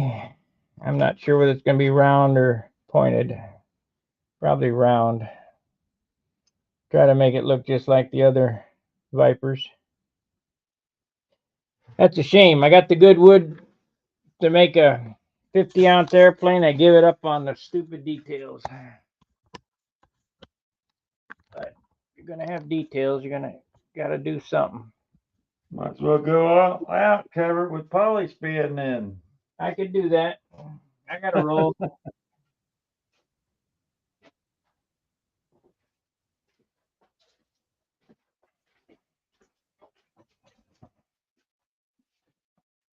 Gonna have wheel pants on it.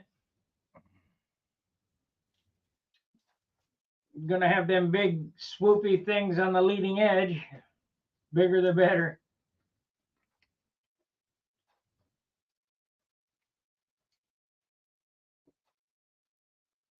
Yeah. All cost you. It'll probably end up being 62, 64. I got a quart of spray shine too I could throw on it. 70 ounces. Yeah.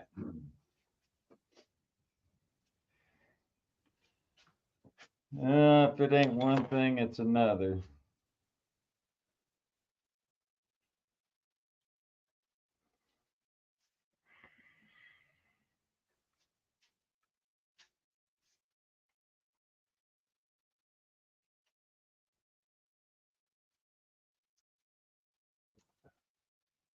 What happened? You break it?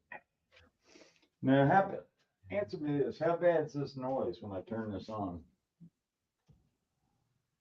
Is it running? I drowned everything out.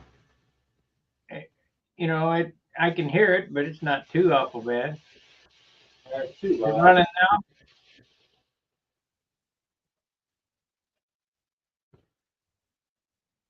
Yeah, the microphone on the camera has an auto adjust. Yeah, well, muting it's really the best way. If it gets too bad, I can mute you from this end.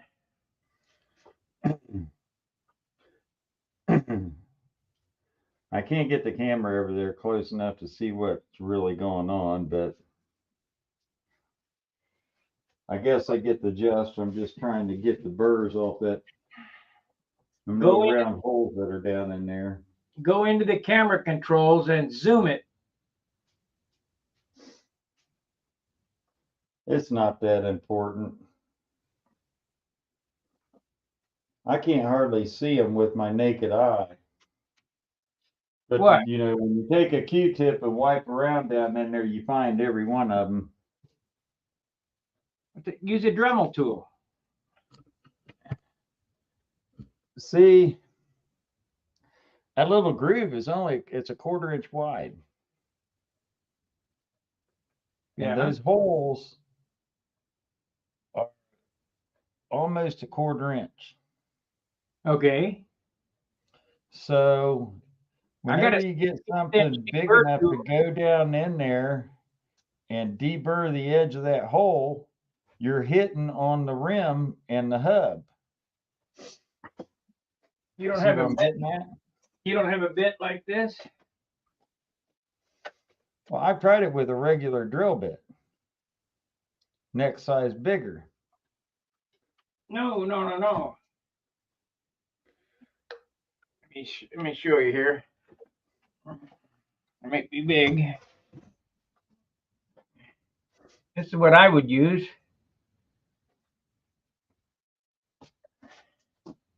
You got a bit like that? A burr? Yeah, it's 1/8 inch on one end and about 1/32 of an inch on the other. Yeah, I got little burrs like that, but just run it around. On the diameter of that hole, then they start getting out around. Well, don't take material away, just knock the burr off. Well, it's easier said than done. That's what I'm getting at.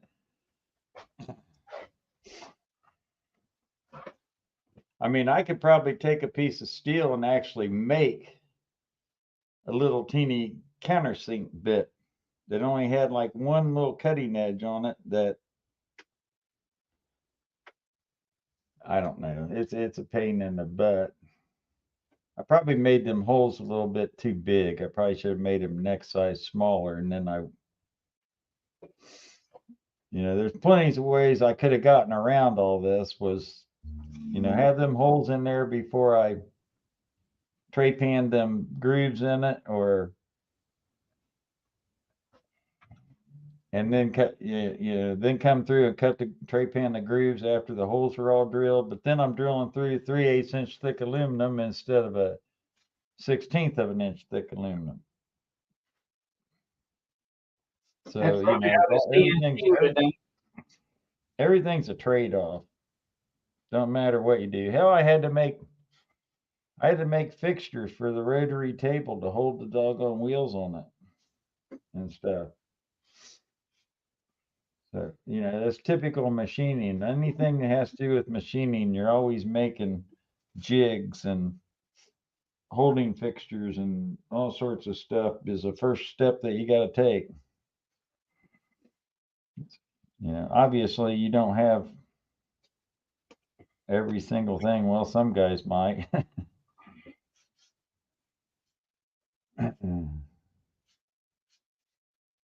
You start accumulating these things, and half the time they only work for one thing and one thing only.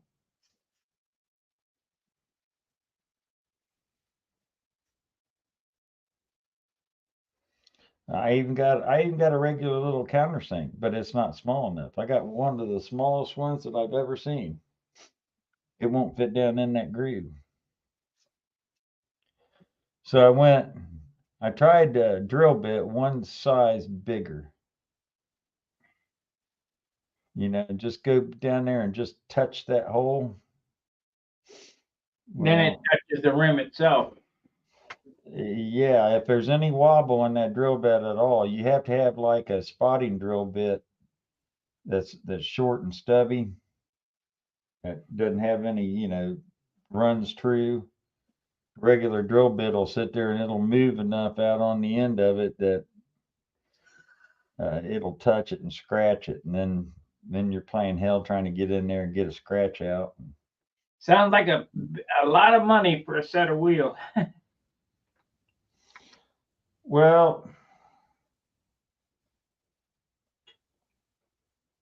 it's time. Yeah, skilled labor. I mean, it's a labor of love. Yeah. I got them and you don't. Nah.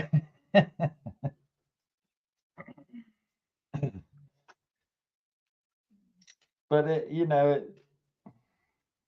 what else? I'm retired. What else am I gonna do? Sand.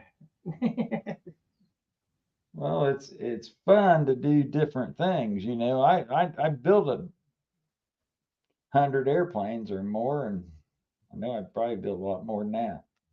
But hey, let me run this by you. I'm gonna take this pilot after I paint this helmet. You have to look at. Let me make myself big here. I'm gonna take this pilot after I paint the helmet, and I'm gonna glue him in there like so. But there's a big void back here, so what I'm thinking of doing is smoothing superfill down in there. Put superfill down in there, let that cure. Then I'll put it on the disc sander and then sand his chin off. And I'm going to glue this, epoxy this to this helmet base right here, this base, and then I can glue all that to the floor. Sounds like a lot of work, doesn't it? I just stick a chunk of wood up in there to wedge it in there. You know what I use to glue all my pilots in with? Silicone.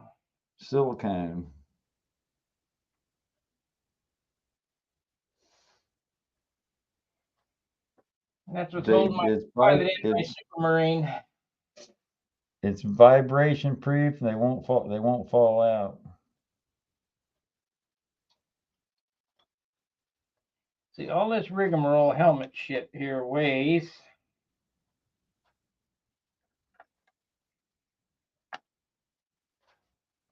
6 grams, quarter ounce. Was that base part of the mold? No, I just made this base.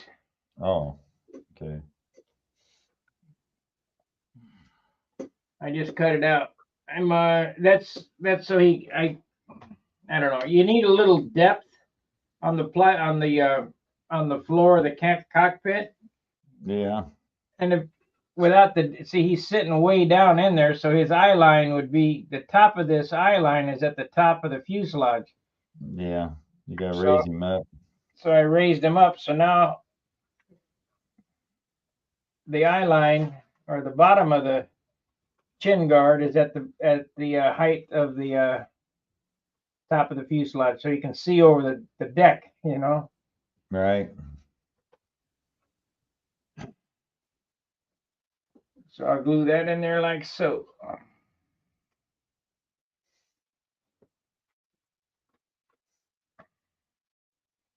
Pretty stupid messing with this stuff.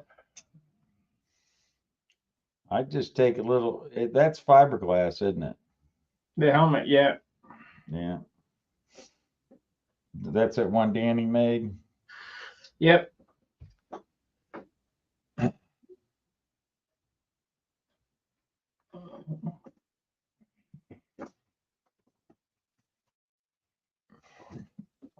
Well, I don't know. I put a stick in there and glue that face in there with a stick.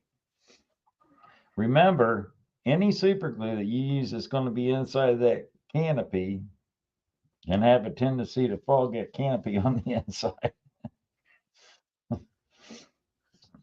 Yeah, that's what ruined my Continental XL with that fogging in the back. Yeah. That's another project I need to get around to is cutting that off and putting a new canopy on it. Yeah, I don't think, even if you got it off there, I don't think you could buff it out or anything. I don't know that you'd get it out of there. No, If you had to reuse it. I just put a new canopy on it. That's how all that canopy buying business came about, just trying to find the right size to put on it. Well, yeah, you ended up, I bought a lot of those canopies for you down there at Radical RC, and they were getting big. They were getting the size of like quarter scale canopies. Right. Well, that's what I used. I cut one of them big ones down.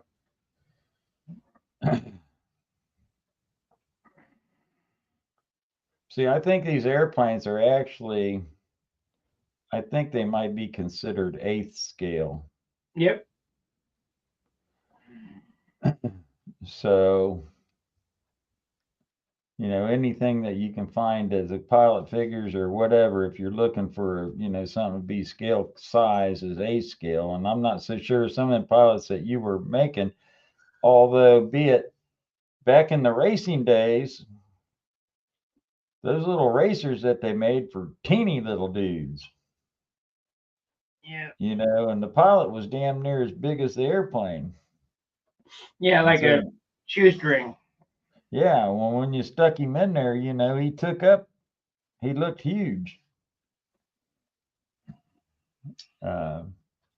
Which is the look that you had going on some of those airplanes that you did with canopies on them.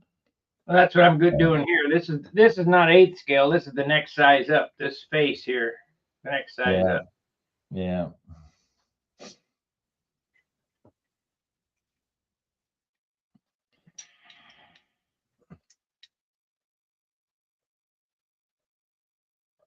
I just got to get around to painting his helmet. I just don't know what to. I don't want to get too involved doing this, painting the helmet. I could spend 2 days painting the helmet. Are you going to put some kind of a face shield on there? No, I don't think so. Wouldn't be able to see the guy's eyes then. Yeah. It all adds weight. Yeah.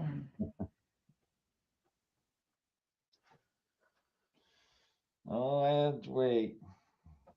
Did you watch the Hangout last night? No, I haven't seen it yet. Well, I got to go back and cut up the Friday night control ratio video in a standalone video. I haven't watched it either, but they were showing, these engineers are way over the top. They're showing mechanical advantage graphs and all this. What good does it do you? I mean, how the bell crank, what good does it do you to look at those lines and numbers on the paper?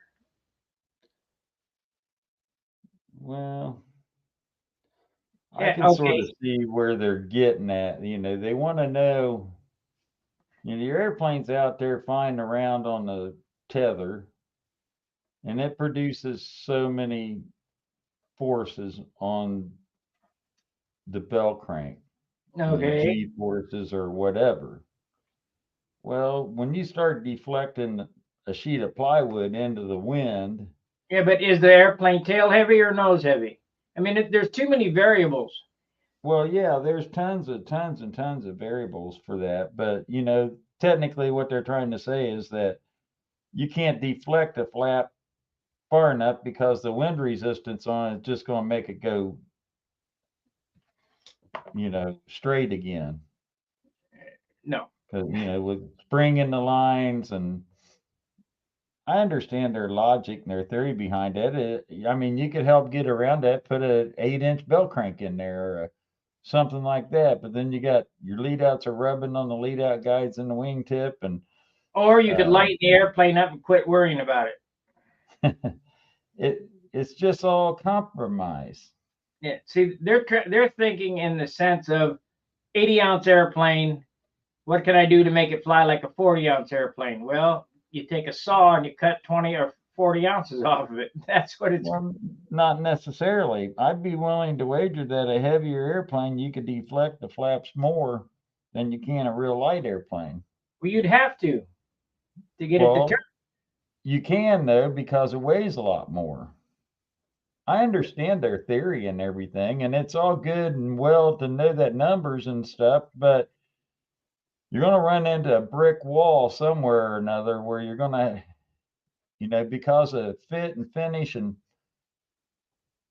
everything else, you're going to come to a happy medium, which so far has been working for 60 years as a 4-inch bell crank and a 13/16 moment arm for the push rod to the flaps and 1.25 inch flap horn and 1/2 inch elevator and push rod dimensions, and you're there. 30 degrees flaps. If you're using more than 30-degree flaps, you're adding air brakes. If you're using more than 30 degrees flaps, take some weight off the airplane. Well, And you can't use, I don't believe you could pull your hand far enough to make these flaps go all the way up and down without crashing the airplane. When we go like that, how much you think them flaps are moving? Maybe 1/2 inch? I don't know. I actually tried to do that. I tried to get where I can. My wrist only moves so far though. Uh, use a bigger handle. Use a 6-inch handle spacing. You'll find you'll get a lot of movement out of that stuff then.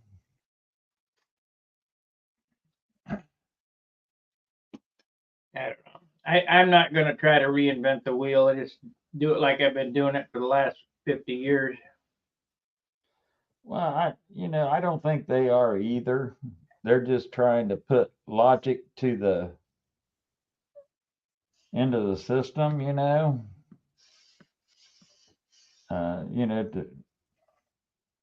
to understand everything, you got to look at the good, the bad, the indifference, and everything like that. Raby did a bunch of that stuff, trying to drive wings down the highway in his car window and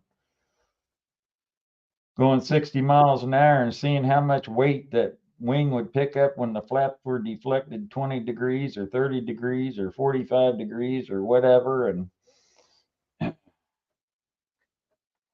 at what point does it start being an air brake more than a lifting device? Because that's what they are. They're lifting, they're to enhance lift both directions. I don't know. I just don't understand the engineer's mind. It's analytical. Yeah, engineers design it and mechanics have to make it work.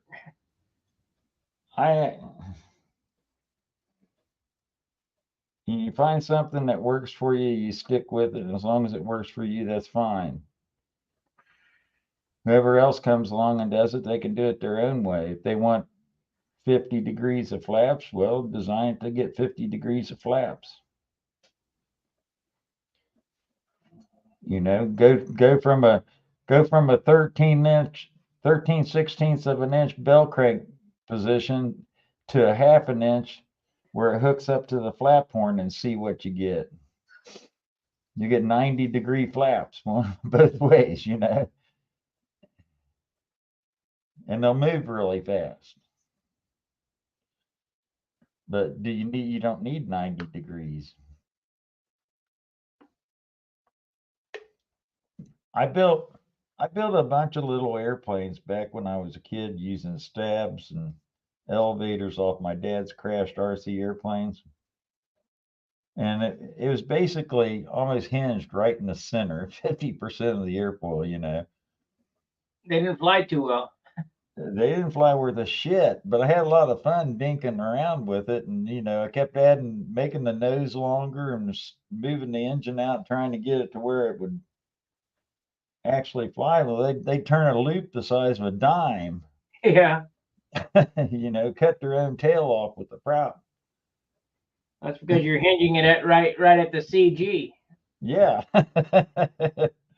But like I said, you know, you could get them to fly for a while. Eventually, you get behind it and you lose it, and then it'd go. But you weren't out anything. That was sort of the fun part of just the experimentation aspect of it. Can I make this work? You know, that's a canard or the absolute best elevator and stuff is probably where the whole thing pivots. No, stabilizers do not work. But even on an F-14, I think they're only at about 15%. They're not in the center. You know, they don't pivot right in the center. They pivot. Well, right. You know, you got to work on that, but why haven't they tried to make that work out better and save all the hinges and all that stuff? Well, Billy did. Billy had that airplane, that Les Nearing airplane that he built with a stabilizer in it, and they couldn't make it work. Couldn't get it to fly for the ship. And I believe that was due to pivoting it too close to the center. You know, if he'd have pivoted like at 10 or 15%, it might have worked okay. Yeah, there's only a certain amount. You know, I think you can only go back to like 28% or something like that before it starts going off the rails. But I don't know. You know, we've grown leaps and bounds in the power department. You know, as far as we got lots more than what we did to begin with back in the Fox 35 days and all the old McCoys and that kind of days. And it's reliable, and that was half the battle. And a lot of these old planes and older designs fly a lot better with modern power. I'm surprised the electric guys haven't gone to thrust vectoring. Well, they have in RC. Probably. I mean, I haven't seen them, but I don't doubt it. Oh yeah, they have. I've seen them both ways, where it's a true vectored thrust because it's a jet engine, and then I've seen it where it was an IC engine back there on the back that was on a mount that moved, you know, which is a sort of the same thing with a propeller. They're vectoring the direction of it. You talk about some gyroscopic precession. That would be it. I think we have a problem with hold. You know what I mean? Is to once, because we got spring in our lines, you know, by the bow in the lines when you're flying is like a spring. And I think when you start getting into that advanced stuff like that, that spring effect starts coming into play. and you can't keep it centered. You can't hold it dead. And if you started dampening it by whether it's a couple of washers tightened down on the surface to keep it from moving until you applied some pressure to it or whatever, or some rubber washers or something in there to stop that, then you start losing, the ability to control fast enough. I'm no engineer. I took no schooling on this shit or nothing, but it just common sense tells me that, this thing's got to be really free moving, boom, boom, boom, boom, boom, boom, boom, any which way you want it to go. And we're really basically only going up and down. We don't need left and right, but it's still got to be free moving. And with the thrust of that engine on there and all that stuff, I just think it'd be, you get a turn and you couldn't get it out of the turn. You know what I mean? Because G-forces and everything else that start coming into play, and gyroscopic precession and Magic. yes. They were all onto that stuff years ago, and I don't know what do I think of airfoils. Where are you going to go at with an airfoil? How are you going to improve The shoe? on that? You're not. Well, I mean, you look at the RC glider guys and the sailplane guys and that kind of stuff, and they start going into these really super fancy airfoils that, I don't know. They, all different shapes, and they're talking about if you change that thing a 32nd of an inch, it makes a big difference.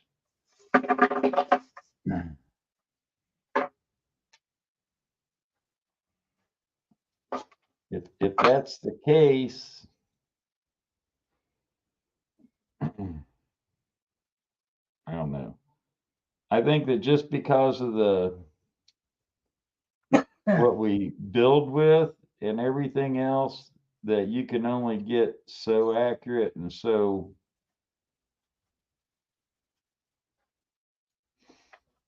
precise, because it's wood after all.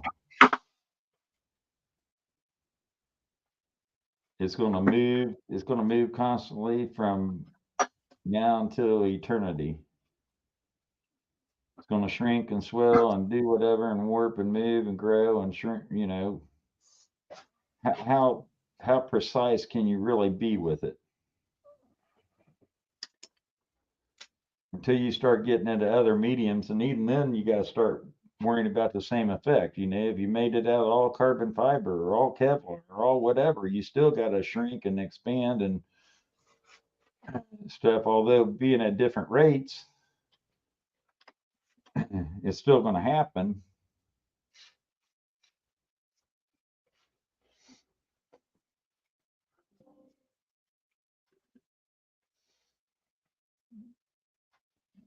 Why is my battery running low?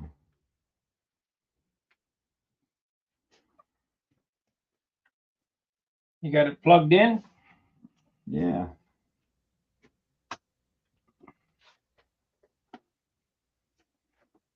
Yep, it's all plugged in. Oh, there might not be.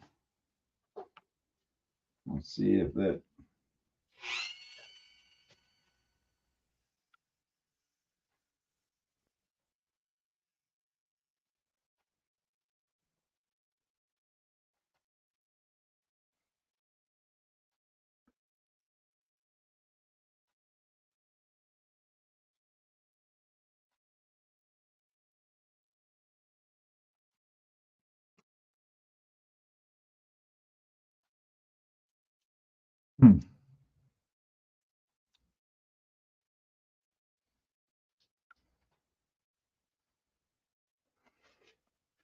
It was down to 9%.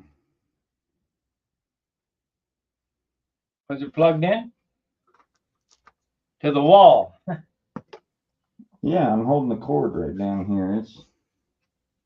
Everything's plugged in. It was sort of unplugged out of the pack.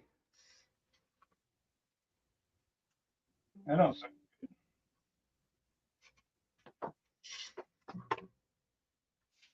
You know, the big, this thing's got this big sort of power pack thing to it. Just like my new one. Brick. Yeah. Yeah, it's a big brick in the line on the charge cord. And it plugs in itself. It was a little loose right there.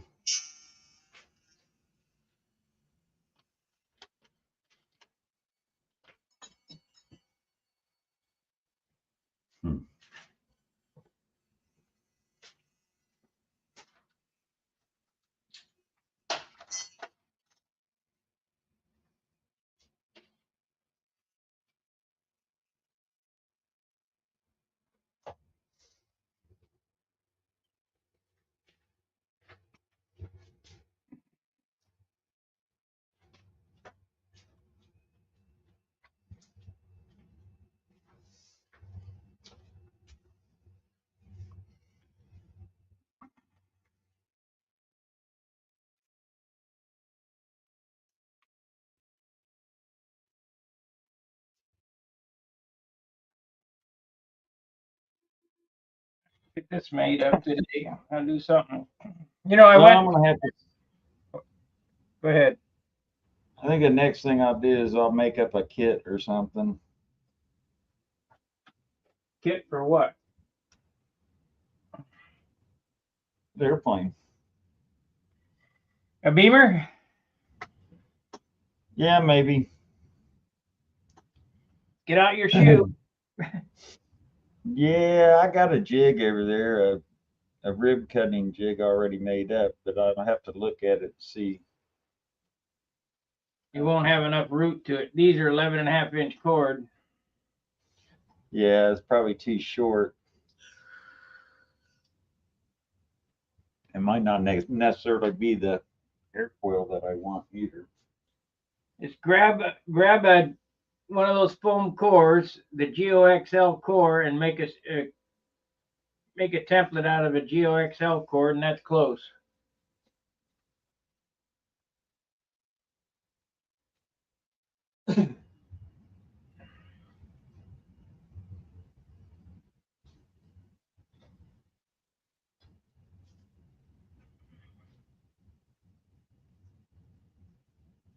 You can strip all them ribs out in an afternoon, no problem. Make you about 75 of them. Yeah. This looks more like an SB airfoil. That 10-inch, 10 1/4. You can fit 11 inches of wood in it.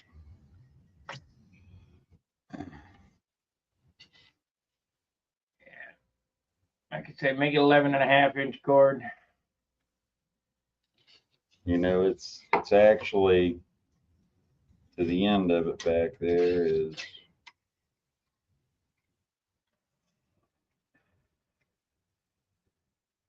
probably 11 inches, really what it's supposed to be. Well, you could probably use that because you're gonna, if you use a 1/2-inch trailing edge and a 1/2-inch leading edge, that's 12 inches. So yeah, you could use that.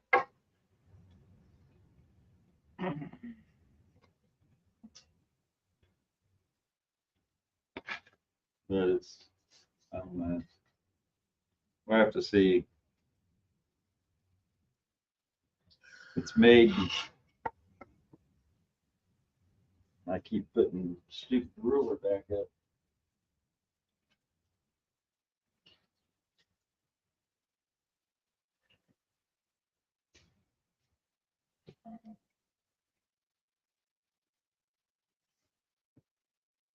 Made for about a 1-inch tall leading edge, That'll work. 1/2-inch tall trailing edge.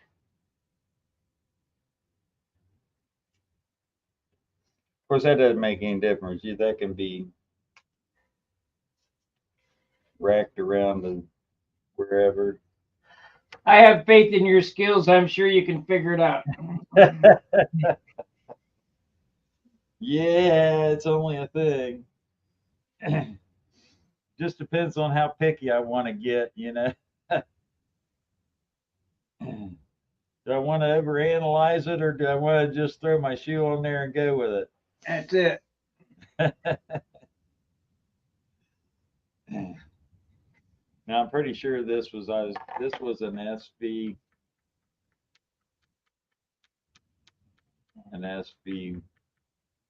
jig.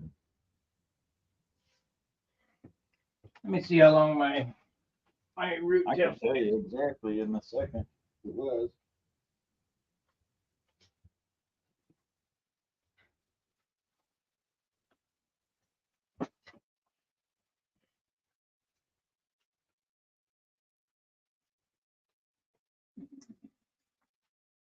Go for it, painting. Hello.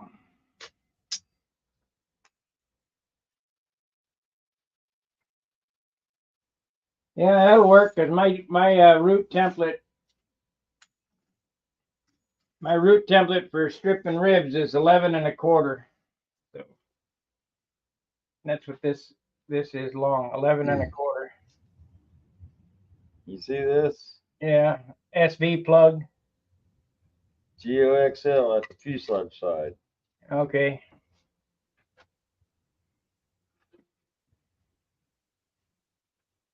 And it's definitely different. SV23 at the fuselage side.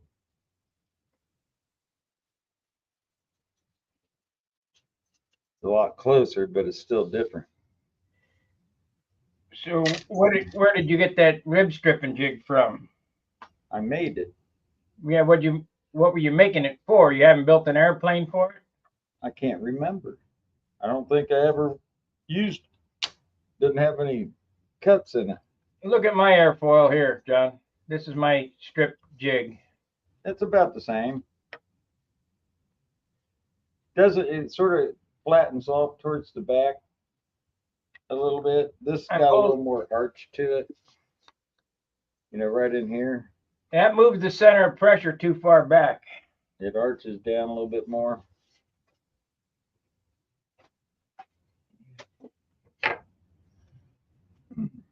They'll all work if you keep it light.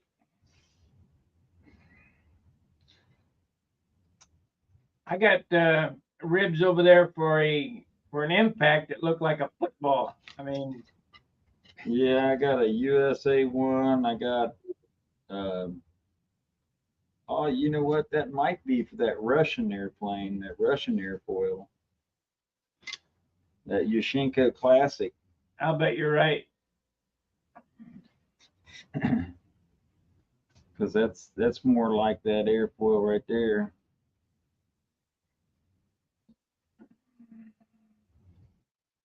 And in fact,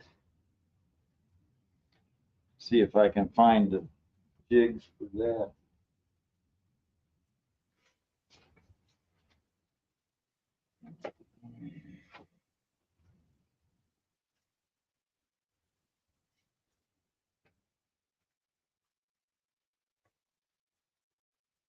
One of my soldering tips. I was going to tell you that story.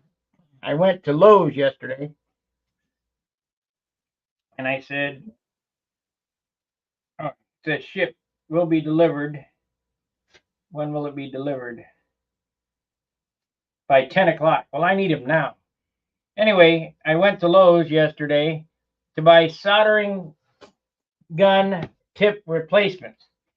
And the guy kept showing me soldering iron tip replacements. I said, no, it's the difference between a soldering gun and an iron is the iron has one electrode and the soldering gun has two, and it looks like a pistol.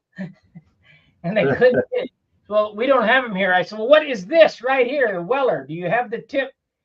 No, we don't carry them. Okay, shit. I got two soldering guns with no tips on them. So yeah, I've got a brand spanking new soldering gun that I ruined the tip on it, and I can't get a replacement tip for it. It screws in Yeah, you can get them on The tip? Amazon. Got like a little light bulb fixture thing on the end of it, and it screws in the end of the soldering gun. You can't find them. Amazon. That's a snap-on type gun. I got one of them around here too. I found some, but they're all different sizes. You know, that diameter of that thread. Right. My Yak 55 I built. That's what this. It's the same airfoil. Well, scrap that. Why? Use your shoe. It's got too much arch in it towards the trailing edge. You know, you won't like it.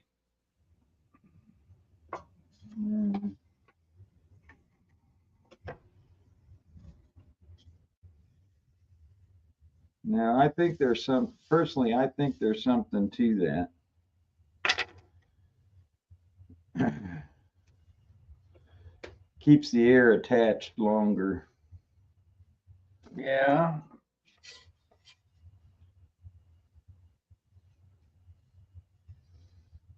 I didn't do any of these things without putting a lot of thought in them. So how'd that airplane fly? It's electric. Yeah, so you didn't have too much thought in it then, did you? Well, that was back in my original starting out with that crap days, and I didn't really get the power system worked out right. I was spending too much time dinking around with the power system on it that I, never got any further with the progress of the whole airplane. I love how these guys talk about how electrics are so dependable, and then you'll read on the forum, well, I didn't make my second round because it came unplugged or something burn up or whatever. Let that magic smoke out of it. Yeah. It's I think electric flyers are like speed flyers, a bunch of tinkerers. Just like to tinker with it. Well, someday it may be there, but for right now, all it takes is for China or Russia to get mad at us and say, well, we're not going to ship you any more batteries. Then you're all screwed. And where Brandon, you at? moratorium on lithium mining. You can't lithium mine here. And we got lithium. We got more raw minerals than anybody on the world. They just won't let them do it. Bunch of knuckleheads. Well, when you start looking at lithium mines and stuff like that, they're pretty nasty things. Yeah.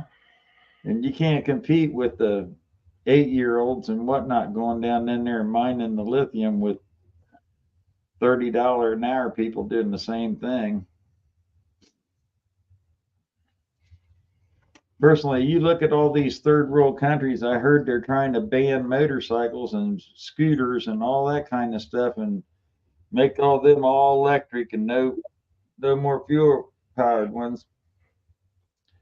It's all about control. Yep, I about had it with it too. And you look at all these third world countries and stuff, and what do you see over there? A whole shit pot full of little mopeds and small motorcycles and all that stuff running all over everything. Why? You don't see these big hot rod cars and all that stuff over there. They can't afford them.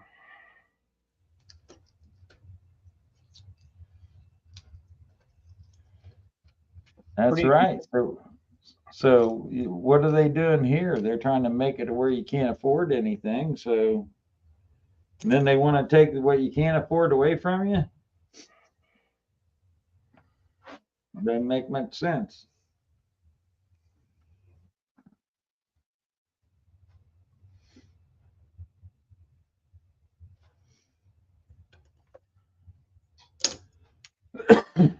Just like gun control, they're couldn't take them away, so they're taking the ammo away. Yeah, well, where there's a will, there's a way. Did you know that your RC wood makes the fastest gunpowder. Did you know that? Yeah, you were talking about that the other day. And how I know you make about it. I did watch a video the other day where a guy was making charcoal. yeah, put He it had in a can and put the lid on it and throw it on a flame. No, he had a big giant, must have been 30 foot across and 8 or 9 foot tall stack of wood, like. And he used a certain wood that he wanted to make charcoal out of on the inside, and he used this different kind of wood on the outside. And he just put little teeny air holes on it. He lit it all the way deep inside of it and just let it sit there and smolder. And he only gave it enough air to keep that sort of smoldering in there. Right. Well, the easy way to make charcoal is to take a paint can, a gallon paint can, poke a bunch of holes in it, throw your balsa wood or your willow. They used to use willow, but throw all your wood in it, and then close the lid up, hammer the lid up, and then light a bonfire and throw that on there and let the bonfire go out. And what'll be left inside is charcoal. Right. The balsa wood makes the fastest powder. And it makes sense. Like, it makes a lot of sense why it would do that. And it's a real easy formula to make. Yeah, we used to do a lot of that shit when we were kids back in the 6th grade and stuff. Back when there was freedom. Yeah, you could go down to the House of Magic and buy waterproof fuse for like 5 cents a foot or something like that. We go down and buy 20 feet of that stuff and make all sorts of doohickeys. Thanks to our science teachers. So now, don't you guys be going out and doing anything bad with this stuff. Okay, we won't. Sure.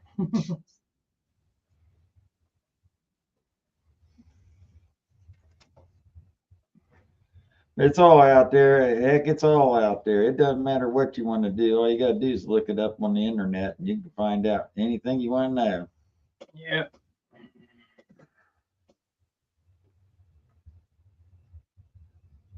Pretty amazing.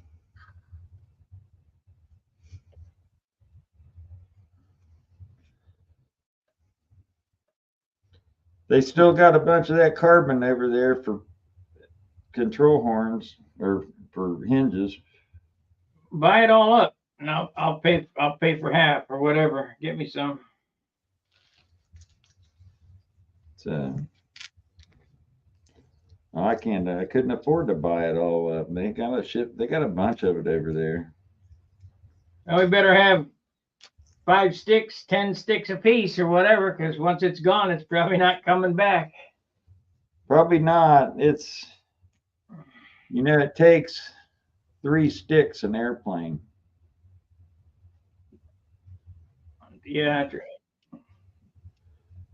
It takes 1 for each flap, 1 for the stab elevator. Yeah. And then you got a cutoff that's Useless. not worth anything because you can't use it anywhere else. Of course, you might be able to get 2 stabs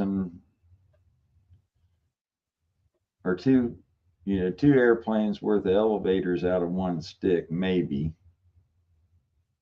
If they didn't cut them.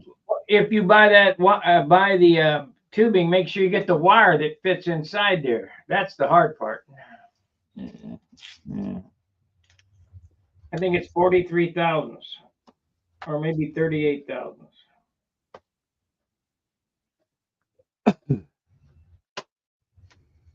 I can't remember. Our local hobby shop here, Schaefer's, he don't have any of that stuff anymore. Basically, they got RC cars and drone. I bet there's not a control line kit in the place. And I've told him about Brodak, but he won't buy from Brodak because it's a competing hobby shop. Yeah, Well, sometimes it makes you wonder about that stuff, whether or not they just don't want to have. Sometimes they'll put a minimum on how much you have to buy to be a dealer. Yeah. You got to look at kite stores.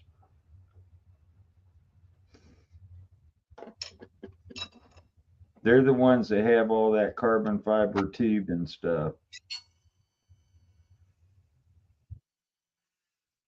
And believe it or not, they're pretty popular.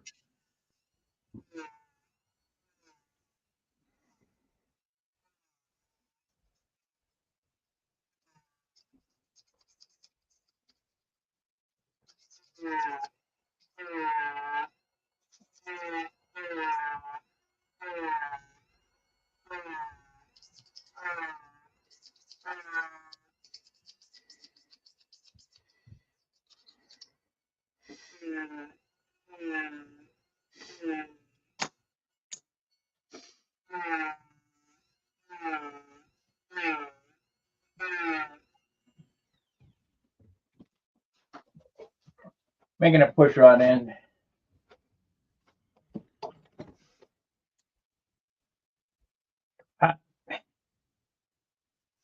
Take you long to look at that hot piece of music wire, does it? No, not long. Why aren't you using drill rod? For push rods? Yeah.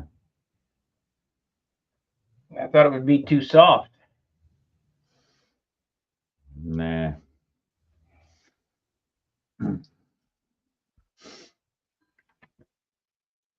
It just bend easier. Well, I already got this bent. I did it with pliers. I mean, Yeah, you're sitting there, you're sleeving that push rod for the flaps, from the bell crank to the flaps, aren't you? sleeving from the, oh yeah. It's, Put a piece of carbon fiber tube over it. yeah. It's like so. That's belt and suspenders there. Oh, Yeah. you're making the long one then. Yeah. I was going to make it out of aluminum, but I got this piece of stuff here. I'm going to just use this. Easier. I don't have to monkey with it. Break out the JB Weld. You can't hardly beat it as far as ease goes. Yeah. Then you can't make it the wrong length. If you hook it up and put the JB Weld in it and hook it up and center everything up, then it's automatically adjusted to the right length. That's right. When I put one end on and I let it dry and then put this thing together and then put the other one on.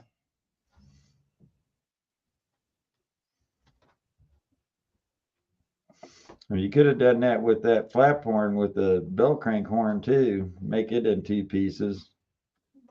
Yeah. Could have, but I didn't.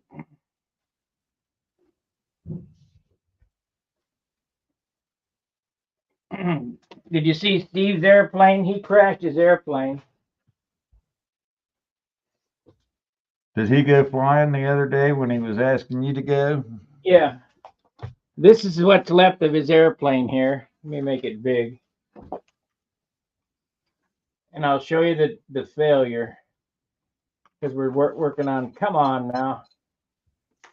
There we go, right there. We're working on flap horns here. This is where it failed, right here. They didn't have it JB welded in there. Did that come pre-made from the factory? I don't know. Mark. That ain't JB Weld, though. And probably hot glue if it's.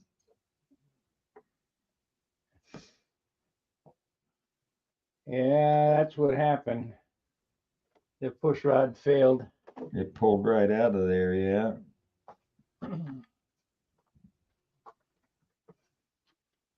Is that all that got saved was the wing? That's it.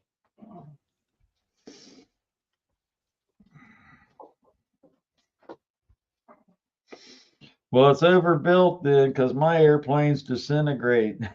Oh, yeah, you have a bag full of balsa dust. Pretty much. Yeah, there's not a lot left over. I don't know when the last time was that I actually fixed an airplane after a crash. I can tell You got you. your, you got your tip weight box in that thing yet? No. I can tell you the last airplane you fixed after you crashed it. Your profile. Yeah, that's true. I did. Hardly a crash. Didn't you catch it? Or no, landed at your feet. I was working on it.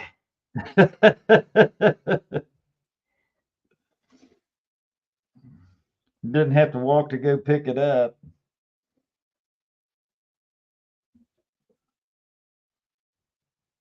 I think if you'd have made it 2 foot longer, I could have got it. You know, that was just sort of a weird thing. I turned inverted, if I remember right, and then sort of went about 10 feet and then sort of smacked into the ground. I can remember my last crash. It was at Huntersville with my profile.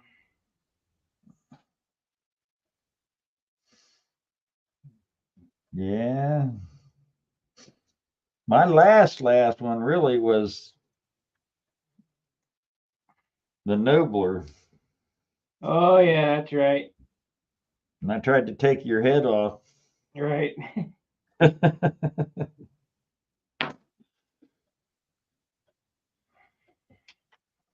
That, wasn't enough left of that thing really to fix either.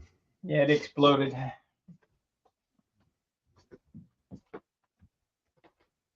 But I didn't hurt my engine. That was good. I was tickled about that.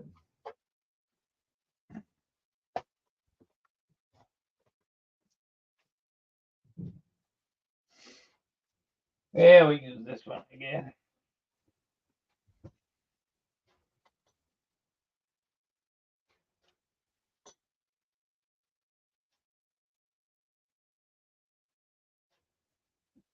Is that real little teeny carbon tube?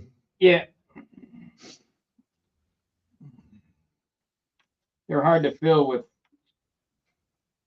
this stuff.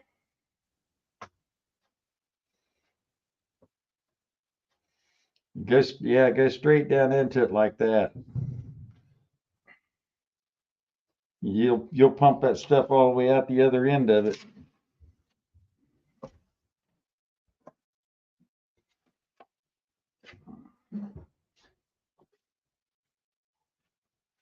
I didn't mix up enough.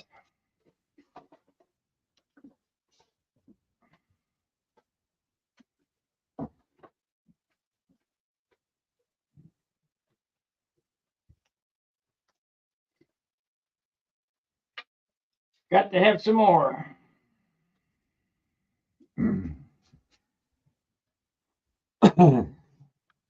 Yeah, I think that jig was really for that Russian airplane. But I used that same wing in that Yak 55. Just changed the taper on it.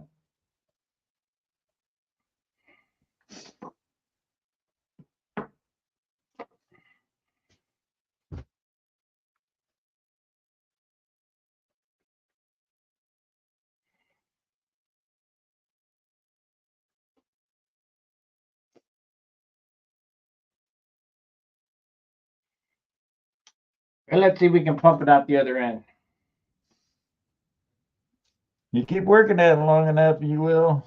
You have that whole tube full.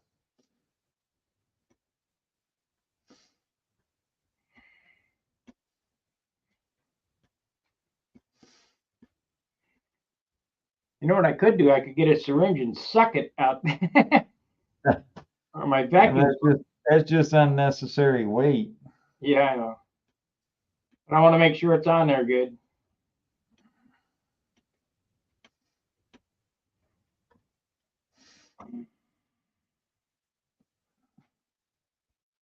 She cut you some notches in that wire. Oh yeah. We're on it. I figured this much. Just double checking.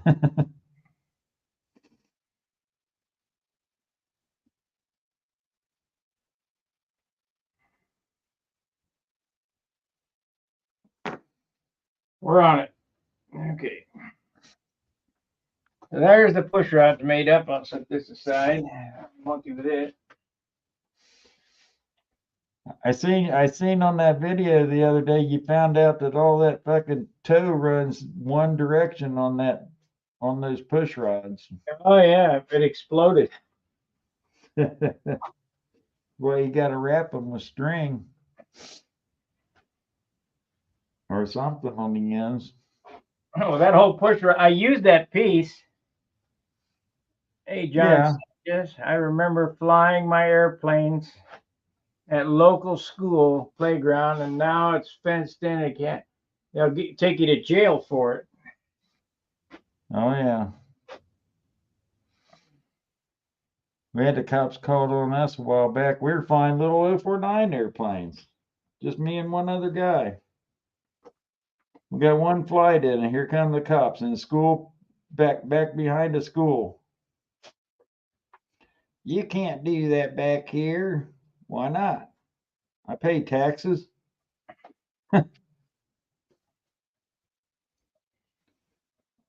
Well, that's in violation. Some busybody in the neighborhood heard the engine noise and didn't like it and called. Yeah. Anyway, what I did with that carbon tube is it split, and I just capped it over the top of it and wrapped it with Kevlar thread and put CA on it. I mean, That'll hold it. It's a solid push rod anyway. It's just on there as to keep it from bending, which I doubt it would in that short of space. But I don't think you even need that on them myself, but I do the same thing though. I make them up the exact same way, but belt and suspenders, it gets locked up inside the airplane. You can't never get to it after that unless you cut the whole airplane apart. Right. Yeah. And you don't want to do that. No. And what happens is that it'll all be fine until the week before the Nats. Yeah.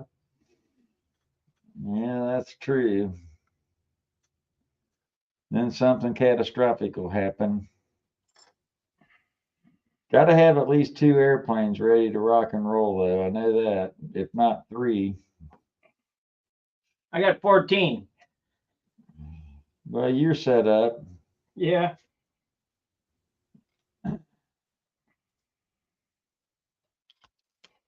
No, I don't have 14. I got 13 because I sold one. I would have flown that Magnum at the Nationals anyway. Well, unofficial event. That's what's all on Sunday, isn't it? Yeah, the Classic and the N30 Sunday. But see, that's what's nice about this Viper. The one behind me is I can fly it in N30 and Pampa.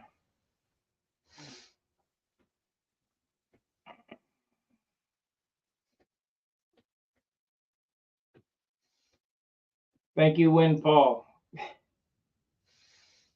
Well, yeah, you got it documented, so you're fortunate. Yeah.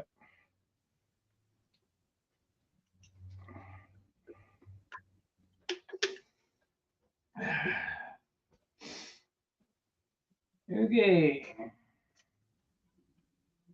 I have to cut a bunch of that off to get that to work. I got to make some type of slider adjustment for my horn.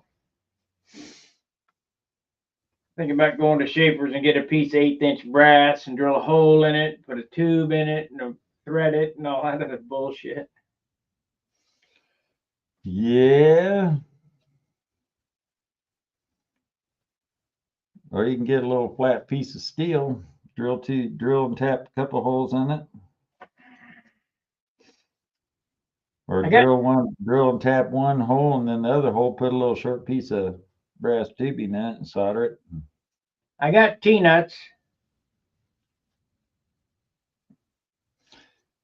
But those are for ball joints, and we ain't gonna run no ball joint. All right. I'm done with ball joints. They are shit.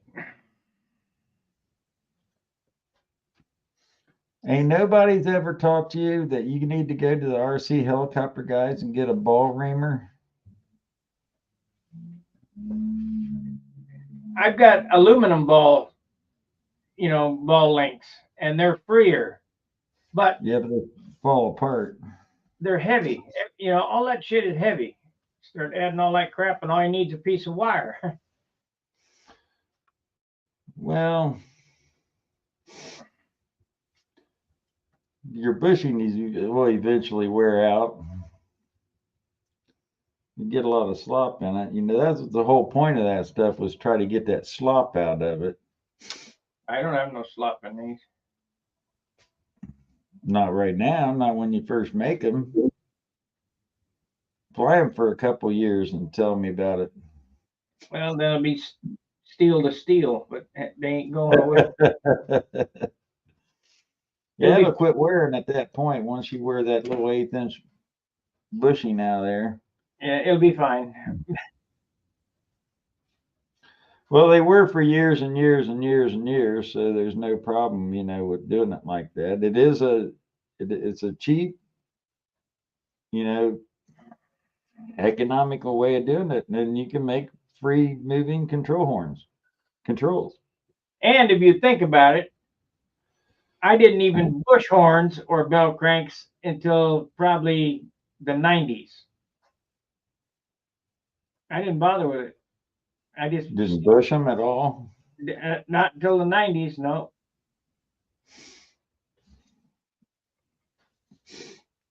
Drill a hole and put it in there. I guess when I was little, I didn't do any of that stuff. Think about it. Is steel to steel going to wear out? Eventually, how many million flights you going to do? I mean, how long did the airplanes last? You usually had it in the ground before the controls wore out. Oh yeah, the controls went in 5 or 6 different airplanes.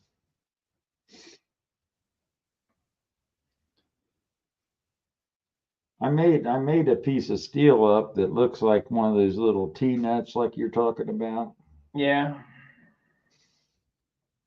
But the hard part is having to cut that off into little teeny pieces. Yeah. You almost got to grind it. Cut off wheel. Well, it's steel, so you wear them little wheels out pretty fast. Yeah, but you got to have determination. It's not cost effective. The bad thing about doing it with a cutoff wheel is that the minute you go through it, zing, it goes across the room and you can't find it. Oh yeah. And they're only, they only end up, even if they got 2 holes in them, they only end up being like 1/4 inch. Not even 1/4 of an inch long, hardly. Yeah. And they might be 1/4 inch long.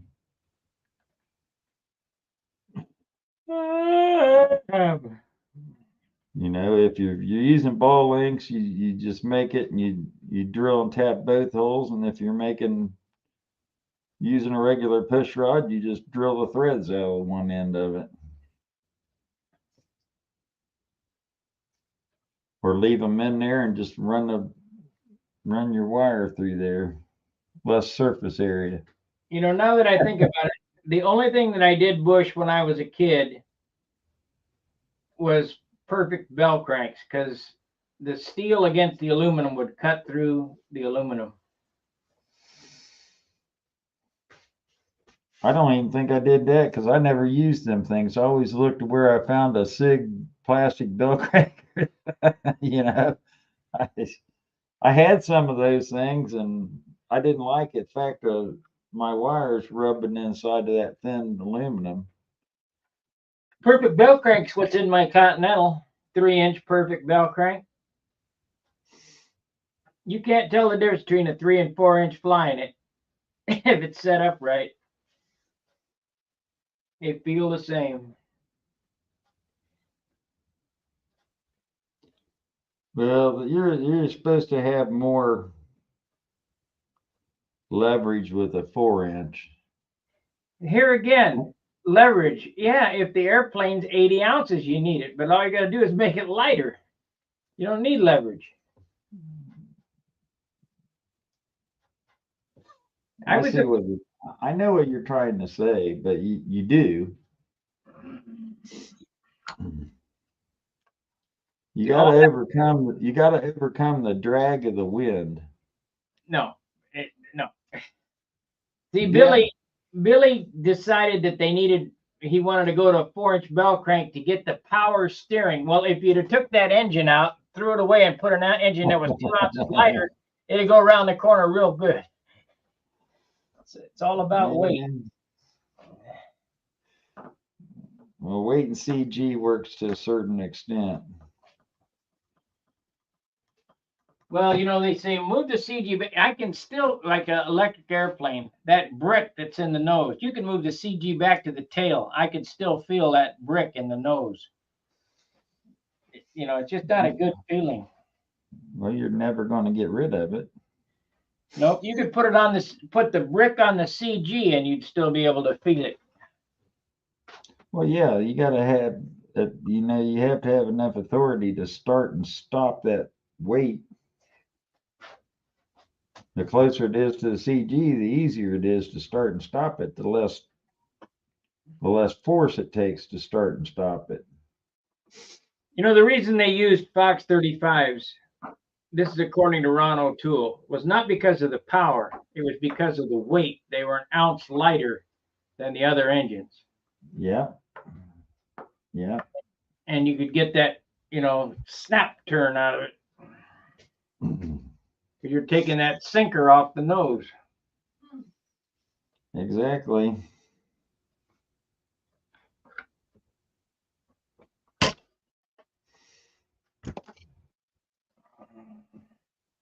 I agree with him. Look at some of the extents that Raby went to. And some of them guys, he would take a Super Tiger 46 and weld it all up, shove a Super Tiger 60 piston liner in it, and then grind fins in it from there.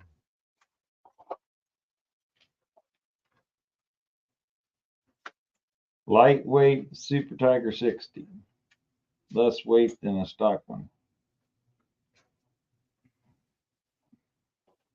I need to.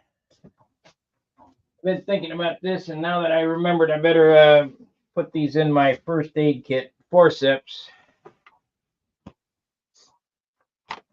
Oh, not ones with. Well, I take the paint off with lacquer thinner, I guess. I'll use alcohol after I get the lacquer thinner off the paint. You're using up your medicine cabinet stuff.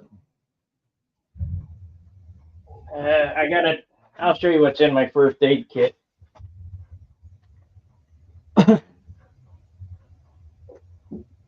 You got any swap meets or anything ever in your area? Not now. As soon as it warms up, there will be.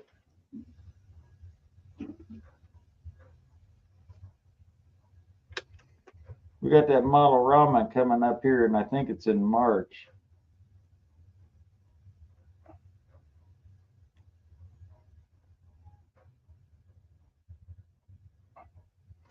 One that's out there by your old apartment? Yeah. One where we bought the logs, the lumber. Yeah.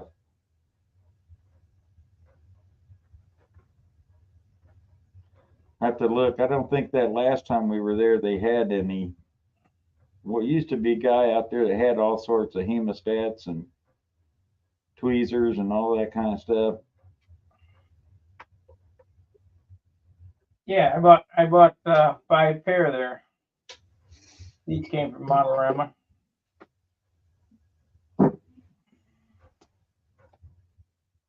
The last time I went out there, there wasn't a single piece of wood.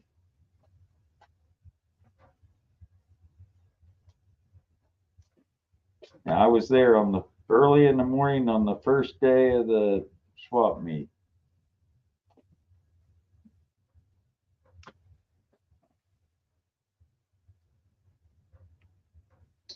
I think paint thinner would be a disinfected anyway, wouldn't it?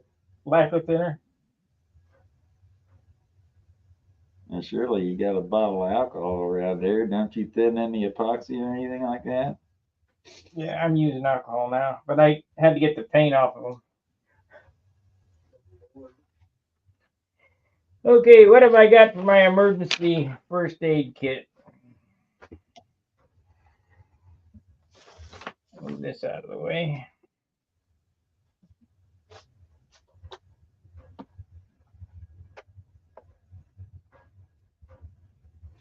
I just bought a new one for the car. Harbor Freight. No, actually down at Wally World. I Only got mine. about $12 or something like that. I got mine from Harbor Freight. So I bought this ammo can, $10, 50 cal ammo can. So in the first aid kit, this is a Harbor Freight 10-person first aid kit. Comes with all the bandages and gauze and bullshit. And then I got scalpel blades and a scalpel and 90 proof alcohol, a bottle of CA, Ace bandage, headlight, and a flashlight. Now I got forceps in there.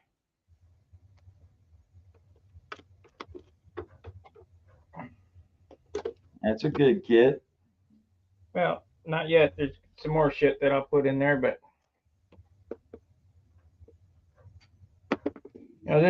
this Harbor Freight first aid kit was pretty complete, really. Got to see what kind of Band-Aids they got in there. If they got the cloth ones or do they have the plastic ones? Got sanitary wipes. This is a cold pack. You smash it. This is gauze. They got the plastic Band-Aids. 4 different sizes. It's 101 pieces. Pretty good, pretty thorough kit. But this instant cold compress, you smash it and it gets cold by itself. Right. That's about the same size one I got.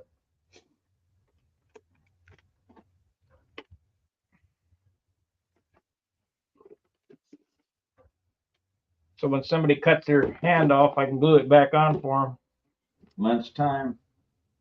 Whenever you want it, I mean, it's 1 o'clock. Okay. Well, guys, looks like we're wrapping up here. You want salad? Or you just, have that tonight, big salad. Yeah, why don't we just have that tonight? I know I need a pair of scissors in there.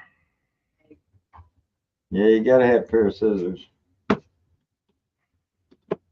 But the most important thing in there is CA. Did you put a kicker in there? No, I did not. There's a lot of people who don't believe me. When you're bleeding like a stuck pig, whatever. If it won't stop, kicker. It works perfect. Hurts like hell. Does the job. Well, CA will burn like hell too when it goes off. If you put enough on there to make it go off. You remember that old? Can't remember the brand name of it. Hot stuff. Hot stuff CA, yeah. Satellite CA or whatever they call it. Hot stuff. That was Stuff with smoke. Put it Yeah, on there and you see a puff of smoke come up from it. Frank Imbriaco. I think he's dead. It'll burn you. It cauterizes it.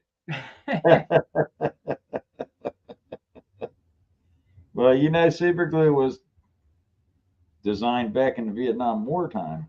That's right. Glue your feet back together. Yep.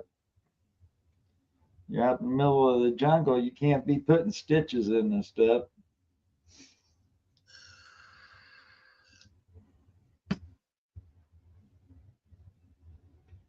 And it works so good. You know, they got various grades of super glue as far as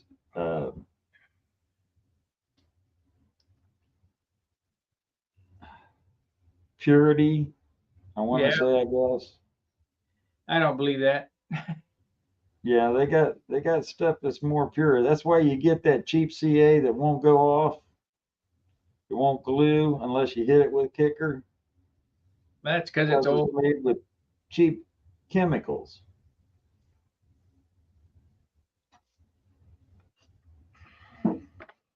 And the stuff you use for, you know, bandaging and stuff like that, medical type, is made with more expensive materials. Well, that Bob Smith CA works just fine. I It's know that. probably plenty good. And when that old farmer looked at me and said the best thing you can do for big cuts is shove your hand down in a can of kerosene Yeah. and tape everything back together real close, and you won't even have a scar when it's all done. And I watched him do it. I said, it made me a believer out of me. He never had a single infection or nothing in it. Yeah. Sucked that big old, he had a big old slice in the whole palm of his hand, right around here, big, right down to the bone. He was cutting something like that, slashed himself, and he put it in a quart of kerosene and sat there and shook it around and squeezed it together and taped it up. And a week later, you couldn't hardly even tell there was a cut there. Yeah. Well, guys, it looks like John's ready to go to lunch. I guess we're going to end the stream. Thanks for joining us for Saturday with John. It'll be a more frequent occasion. We might get Danny in here. It's been fun. Good talking to you, John. Thank you very much. Fair winds, tight lines. We'll see you. Doodles.